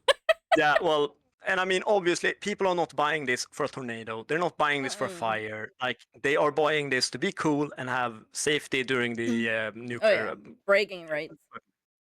And that's kind of when let's see here. Wait, that's where I found these people. And here's where I think they are going kind of ridiculous, especially considering it's clear what kind of people they are marketing to. It's not people who are trying to be like, well, it's good to be prepared sometimes. Like, no, hell yeah, I will defend my cans. It's like, I'll be cool in the apocalypse and be a cool survivor, like what's called like in Dune and stuff like. It's like, well, yeah. Oh my. So I think these people are pretty clearly doing it to show off their cool side. For 3 months? 3 months survival pack, probably overpriced because they usually try and trick people who are into this stuff. Oh, definitely. Exploitation. Like, wait, let's see. Wait, 25 years, yes. That's pretty standard. I don't know. $363, I think it says up there. right? And I that's think it was when you claim kit today, well, brand new gift package. Oh, Nana. So they're selling that in there. We're giving it for free. It's like, oh. So yeah, they're not. I can't see what it actually costs, but I think like people like that kind of go overboard. So I haven't actually checked this one. I love this group. This is for Patriots. I've been using so much of their stuff. Boil some water, let it simmer, and you've got yourself a hot. I haven't watched this, it's like but I'm recipe for peace of mind. Like made up a mess of lasagna, and we're gonna feed the family here. That's actually good. Yeah. No, literally. Yeah, it's pretty Not nice. only do they have a 25-year shelf life. Yeah, that's pretty standard. Delicious. But I'm sure that they are overpricing this stuff. Oh yeah. Power, food, safety. Because that's usually what they try and do. Like for Patriots, stuff like that, trying to trick old people. When you can usually just get the more that are not, they isn't trying to be like, oh, we're so cool and hardcore. It's like, well, Food supply kit. Just, You're gonna love it. This is so good. I don't feel like I'm eating survival. yeah, I don't know. Damn, it's 10 minutes long. Goddamn. Oh wow. Like, let's see what they I are wonder how selling much here. they paid everyone to say it tastes good. I mean, I think it's the same. Like, yeah. The thing is that if you're, I've known this for when I've been like out camping or walking in the mountains and hiking and stuff like that, in the wilderness. I know myself that when you eat this stuff, after you walk like 8-9 hours straight with like a really heavy bag, backpack, then when you eat this stuff, it's like, that's amazing. I mean, but if you eat it like normally, then no, it's not going to be good. Yeah, I can use my bunny ears as reception. Hell yeah. Hell yeah. But yeah, I think these people are kind of silly. My Patriot supply, a lot of people are pushing for the Patriot part, and I'm not going to go into politics, but so I'm going to stay out of that. But I've noticed that certain groups of people are thinking that a civil war is about to occur in the US. I personally don't think so, but that's why I think partly these people are really pushing the Patriot like standpoint. That's my theory. Have Patriot in the name. Because they're patriots fighting for the true United States. Ugh. So they're kind of say I would not recommend buying from these people. Like I believe that the products probably work fine, but I think they are overcharging it. I'm pretty sure on that. Yeah, I wouldn't doubt the product, but like definitely overcharging for sure. And that's the thing I'm trying to like point out, that you should try and also. Oh, hold on, scroll back. Scroll back. Mm-hmm. Keep going. Okay, see those cans right there? Mm-hmm. Yeah, you could probably actually, because those are the ones that you showed us. Oh yeah. I wonder if you could actually do a price comparison. See, I think it's not that one. It's this one. Okay, so they are selling. Let's see if we can find. Okay, so we do. Oh, this emergency is the same temp, $124, and let's see what you are selling for. It's 124.7. It's exactly the same price. No, because it's the same website. Actually. Wait, it is. Oh, damn, it is. Oh, damn. Oof. So I've been sitting and recommending this. Oof. Oh. I am sorry, folks. I'm a bad dude. Damn. Well, I don't know. Like, as someone was trying to say that, look stuff up yourself, compare and stuff, but I don't think it's necessary to be too expensive. Well, if you thought these prices were good, then yeah. I mean, I didn't think it was anything weird, the price they are giving. So maybe it's a good website. Who knows? But here also American Patriot Peppers. They are leave me alone. Boom. So I mean, here we see like a big one. I wouldn't totally recommend these, not unless you have like a big amount of people you need to give water to. I think the collapsibles are totally fine. They are more space efficient. I would recommend those over these really, really big ones. Yeah. I don't totally see a reason for it. Filtration systems. I looked at these things for fun. Not specifically this one, but filtration systems, so you can gather rainwater or something like that. And if it's radiated or poisoned or something, then maybe it can filtrate some of that. So you can drink from it. Yep. I think those are probably very good, but Again, that's more of a big crisis, so you shouldn't like emergency prepare for that. Maybe just have some tablets that can purify, because it's a big expense for this. Yeah. Or what is this life straw Katsuya mentioned? I don't know. Never seen this. Personal water filter for hiking, camping, travel, and emergency preparedness. What the heck? Including E. coli, salmonella. Oh, nice. You can drink poop water then. Nice. Parasites, microplastics, dirt, sand, and cloudiness. Yeah. I mean, if this one works well, then sure. Damn. It didn't cost too much. But I'm guessing it's like a singular use one. I don't think it's reusable if they're selling in packs like that. But I'm unsure. Like, because there's a filter inside. Yeah. So you could probably reuse it. You could. Also, so yeah, if you want to do that. So again, this water has probably been like sitting still, so it definitely needs some kind of like purification. But oh my god, yeah. Katsuya literally sent me a picture of his friend doing exactly this, drinking it right out of the puddle. And I mean, there are also other ways that you can do it without this technical stuff.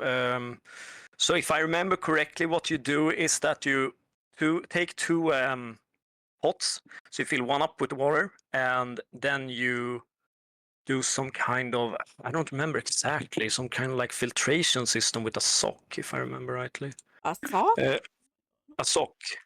Filter water with a sock.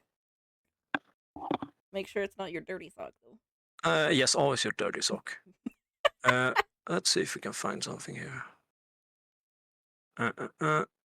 Filter socks. Okay, it's okay. I'm unsure what this is. Not the thing I'm thinking about.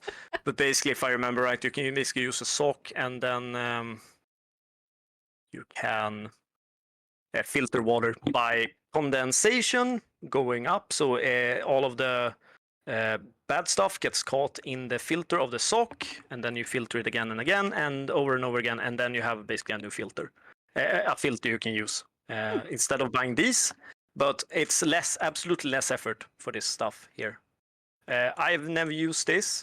Katsuya seems to vouch for it, but I've never used this. Maybe this is good. I don't know. Never heard of this. Yeah, I thought it was odd too. I was like, what? Yeah. Let's see. Want to become more independent, more self-sufficient, off-grid. And that's also like a lot of people like to do this stuff to be off-grid living. Basically live outside of the state. All the electricity you will create yourself. Like see here, water power, have a little bunker, live outside of the state and stuff like that. And I mean, Damn. if you want to live like that, absolutely go for it. It's fine. I think it's a very extreme way of living and trying to live, but if it makes you happy, go for it. There's absolutely I think it's a little cool, but it's not something I would want to do, I think. No. And yeah, I feel like I would be bored. Yeah, I think so too. But hey, you would be fine. You wouldn't need a state. You could be totally fine when everything collapses, and you can just sit there and rely on your water power. So, yeah, that's basically it. I am unsure if there's so much more I can tell, actually. Anything else you think is overkill? I mean, it's the classic ones with oh yeah, like teaching your kids how to. Yeah, I think those are the classic ones. Where do you store all your stuff? Just in your extra cupboards and stuff, I assume. Yeah. I can actually do that. So basically, what I do is let's see if I can do in Swedish. It's stellage. I don't know what it's called in Swedish or English. Stellage.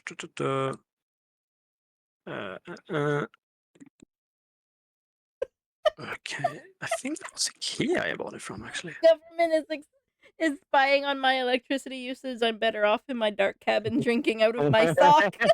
Hell yeah, brother. That's the spirit. No, not these.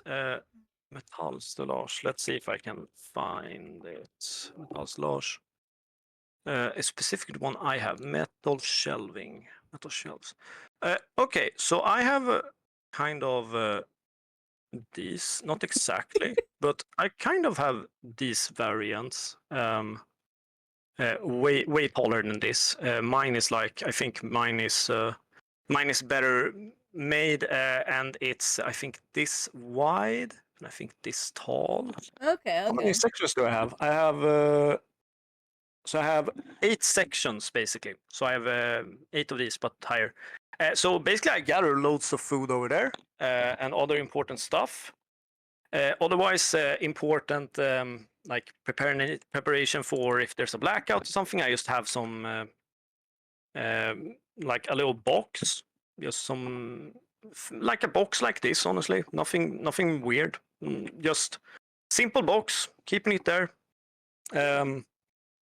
And otherwise, there's like the big foods with the cans. I have them in moving boxes in my storage unit. So you can be kind of creative where you want things to be. So I just have my food supply of like beans and stuff in my kitchen. So that's also the thing. If I want to cook with it, then I can just go and do Okay, that. yeah, And I eat regular like. I was gonna say you could also kind of just Mm, use it whenever you want and just replace it. exactly. Yeah, exactly. That's just an important part to always remember. Base it.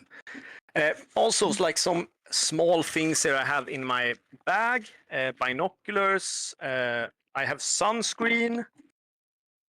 I have, let's see, some band-aids.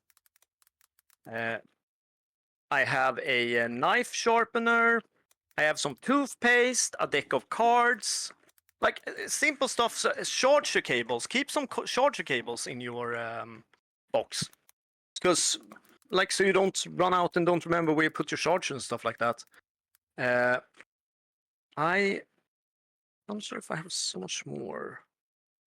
Let's see. I have a compass. Compasses are good to navigate. Ooh, yeah, true. Also, a thing I really recommend is a Swiss Army knife. I think a lot of people know those. They are amazing. And Oh yeah. Victorinox, actually, that's one I have. I have Victorinox. Nope, not this Okay. one specifically. That's not one. Swiss Army knives from Victorinox. Let's see. My We're no, we no were worries. like, I've been checking my knife here, and I have the Ranger. This one. I have actually 2 of these. One where it's just like out by the kitchen if I need to use it for some reason. I've usually used it to open up beers. My little beer opener here.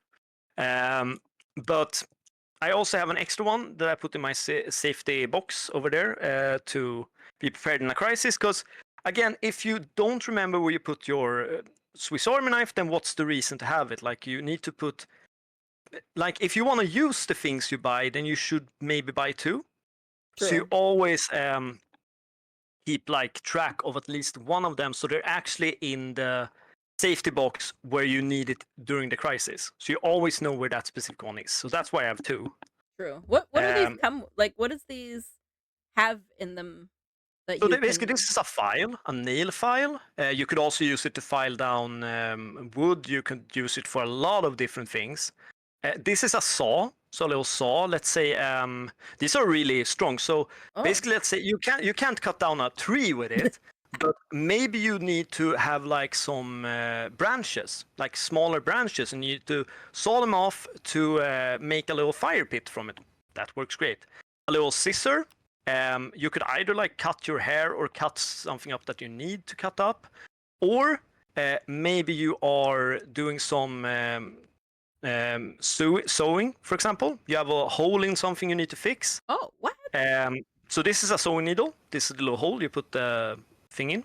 Oh, wow. Okay. Um, mhm, yeah. So basically, then you could combine with that. So this is again like a beer opener. This is Oh, a can opener, and let's see, this is just a knife, a big knife. This one, I am actually unsure what it is. It's kind of like a hooky thing. I am not sure actually what that is. Maybe someone This is will a tell us in the comments. what's it? Maybe someone will tell us in the comments. Who knows what this little thing here is Yeah. supposed to? Please tell me. I actually this one is for a wine opener, so there's some like. So there's also points like so you should actually like use it. Maybe you're out in the wilderness, you have a little wine with you. Well, you want to open it with that. Because that's the good thing. You don't have to like bring everything like separately. They're all inside this little thing here. And that one, let's see here. Let's see if I can figure out which that one is. So let's see. It should be on this area, right? Let's see if I can figure out. So that's that one. I'm trying to figure out that one specifically. I'm hovering my mouse over what one is because I'm actually unsure. That's knife. This one is also a knife. So I have two knives. Okay. So okay, yeah, this is the second knife. So you have a small knife. Let's see here, and then we have the pop. I'm trying to look at all the things I have over here. It's a lot of shit. Like, it's really good. I really recommend having a Swiss Army knife. I think they're really good. And you can, of course, buy a knockoff one. That's fine. But you can be very sure of the quality if you buy from these ones, for example, this company here. I think their quality is really good. So, but of course, knockoffs are cheaper. Maybe they are quality-wise the same. I don't know. I just know that these Victorinox are really good quality-wise. They're a good value for your buck. The awl? Is there an awl? I don't know what that is. I don't know what an awl is. Never heard. Let's see here. Okay, so here's the needle thing. Here we have the hook thing. I am actually not finding. Yeah, trying to figure out what this little hook tool. Well, exactly. I don't know what that is. God damn it! These two. I'm trying to get up the last ones, and they're always so fucking difficult. I hate them. Okay, let's see. God damn it! It's the scissor one, and then the wait, this. Yes, okay, the scissor one. Actually, have I been lying about that? And don't I own that one? Needle is okay. The needle tool is called an awl. The twirly one is the cork remover. Yeah, exactly. I know that.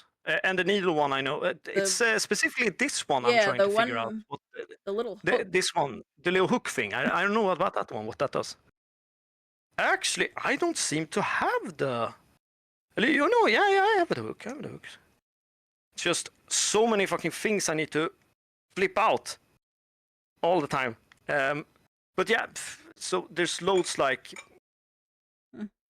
I can't find it either. Remove the brains as you mummify your name. Or Yasin. I agree. It's like you put this inside their nose and then you pull out the brain.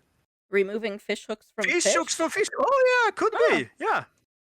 Oh yeah, true. It would not surprise me if they have that function. And that's also a thing. Like if you know how to do it, you could probably, like as I was talking about with you could probably use this to create a fishing rod, for example.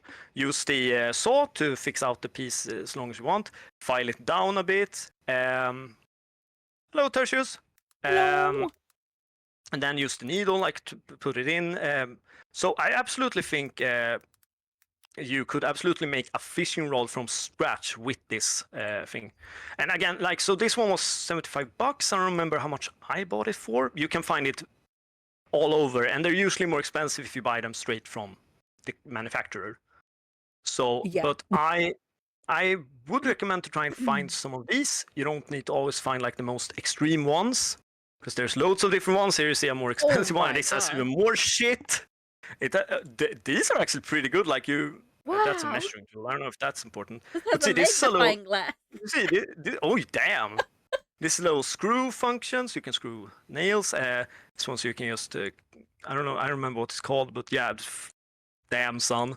I mean, they don't take that much space if you want. They are basically the same size almost.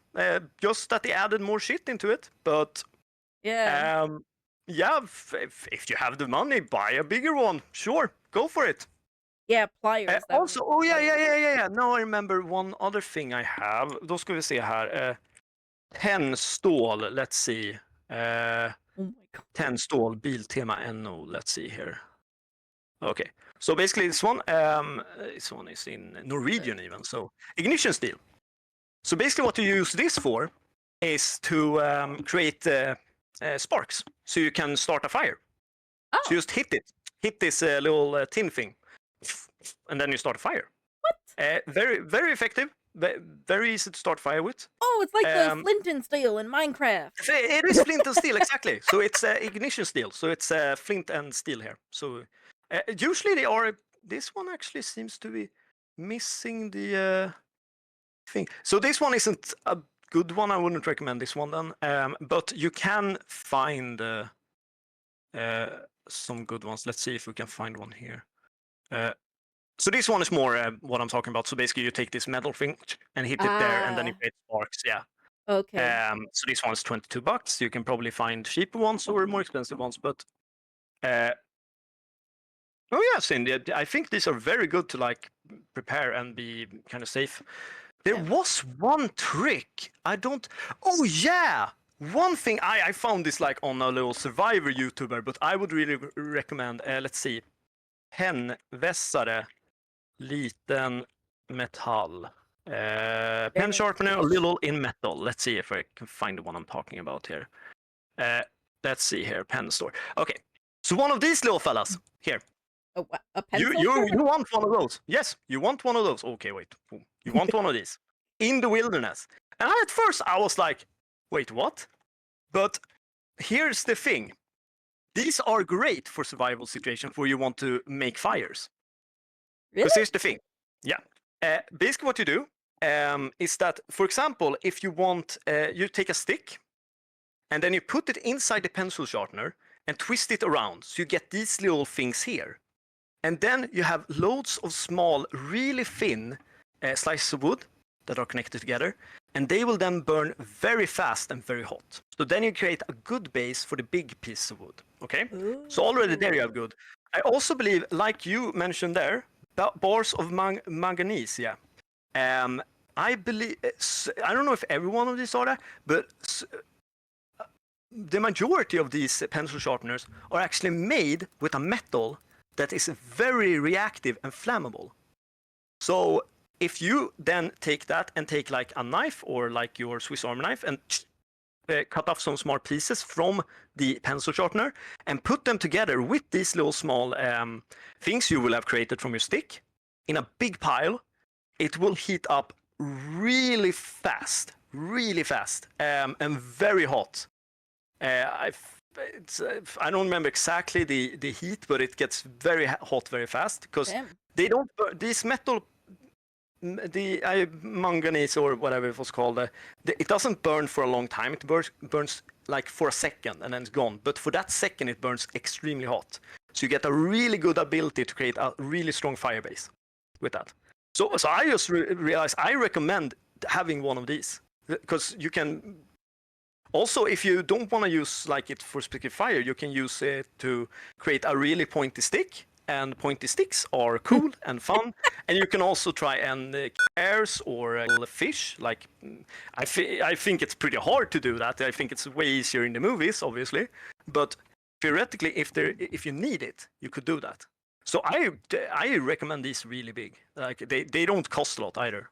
Oh no, pencil sharpeners.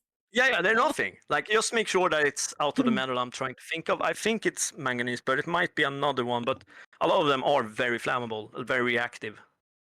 So that one I really recommend. Trying to think of more ones. What else I have? So yeah, I'm using search, and people are going to be extra angry because my standard web browser I love is Microsoft Edge. No. But yes, I stand by. Microsoft Edge is a great search engine, and it's better than Google. And I am going to die on that hill. It's so much better. People need to let go of the meme that it's way worse and slow. It was Internet Explorer. This one is so much better. Screw everyone else. It's superior. I miss using it. I don't like using this one, but I'm using it so there's no like trackers. People can figure me out. Oh my gosh. I need to be schizo. Yeah, I stand by that. Screw you all. Oh my gosh. Edge is superior. Edge is superior. I Edge love is it. chromium based? What is that? Never heard Chromium of is that. meant I don't what? believe it. Fake news. Fake news. I don't believe it. I'm Oh not my even gonna look God. that up. Nope. I don't believe it. I use Opera, so I don't know. Opera is basically Google. That's just the same. I like all the little But sounds yeah, in the so like if I would like just try and like how do you say sammanfatta? What do you call it? What the fuck? Summarize what I think is important to get, like priorities for people. Get one of these. Either this specific brand. This is the one I use. I think it's great. It's a very good crank. 5 minutes of cranking gives you 30 minutes of charge for radio or for light. You can also connect the over here. You can connect. They don't show that dumb enough, but you can connect a little cord over here to charge your phone or even charge your computer if you have the correct one. So I recommend those. I recommend getting some of these to have secure to have a secure place to fill up water if need to be. I would also recommend some kind of safety crisis book, handbook like this, to keep you calm during a crisis, to help you plan, to keep your mind focused. I would so here we see like a bunch of them. There's a bunch of these. Just Google them. I'm Wow. sure there's like loads of these really good ones. A bug out bag prepared. You don't have to buy the one prepared by the company because those usually cost more. But if you want to go the easy way, you buy one of those or you prepare one yourself. Candles, obviously, have a bunch of candles stocked, prepared. So let's see, there's also a foldable shovel for your car. Let's see. If you have the money, buy a fire safe. And also try and plan for food so you can support yourself and the ones close to you for between 7 to 14 days minimum, I would say. Maybe 2 meals a day.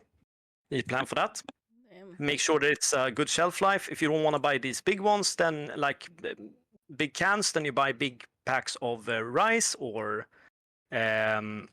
pasta or something like that, dried stuff.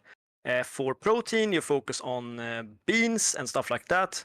Meat, you can of course have dried meat, but it's cheaper to go for this. I would recommend that for scale.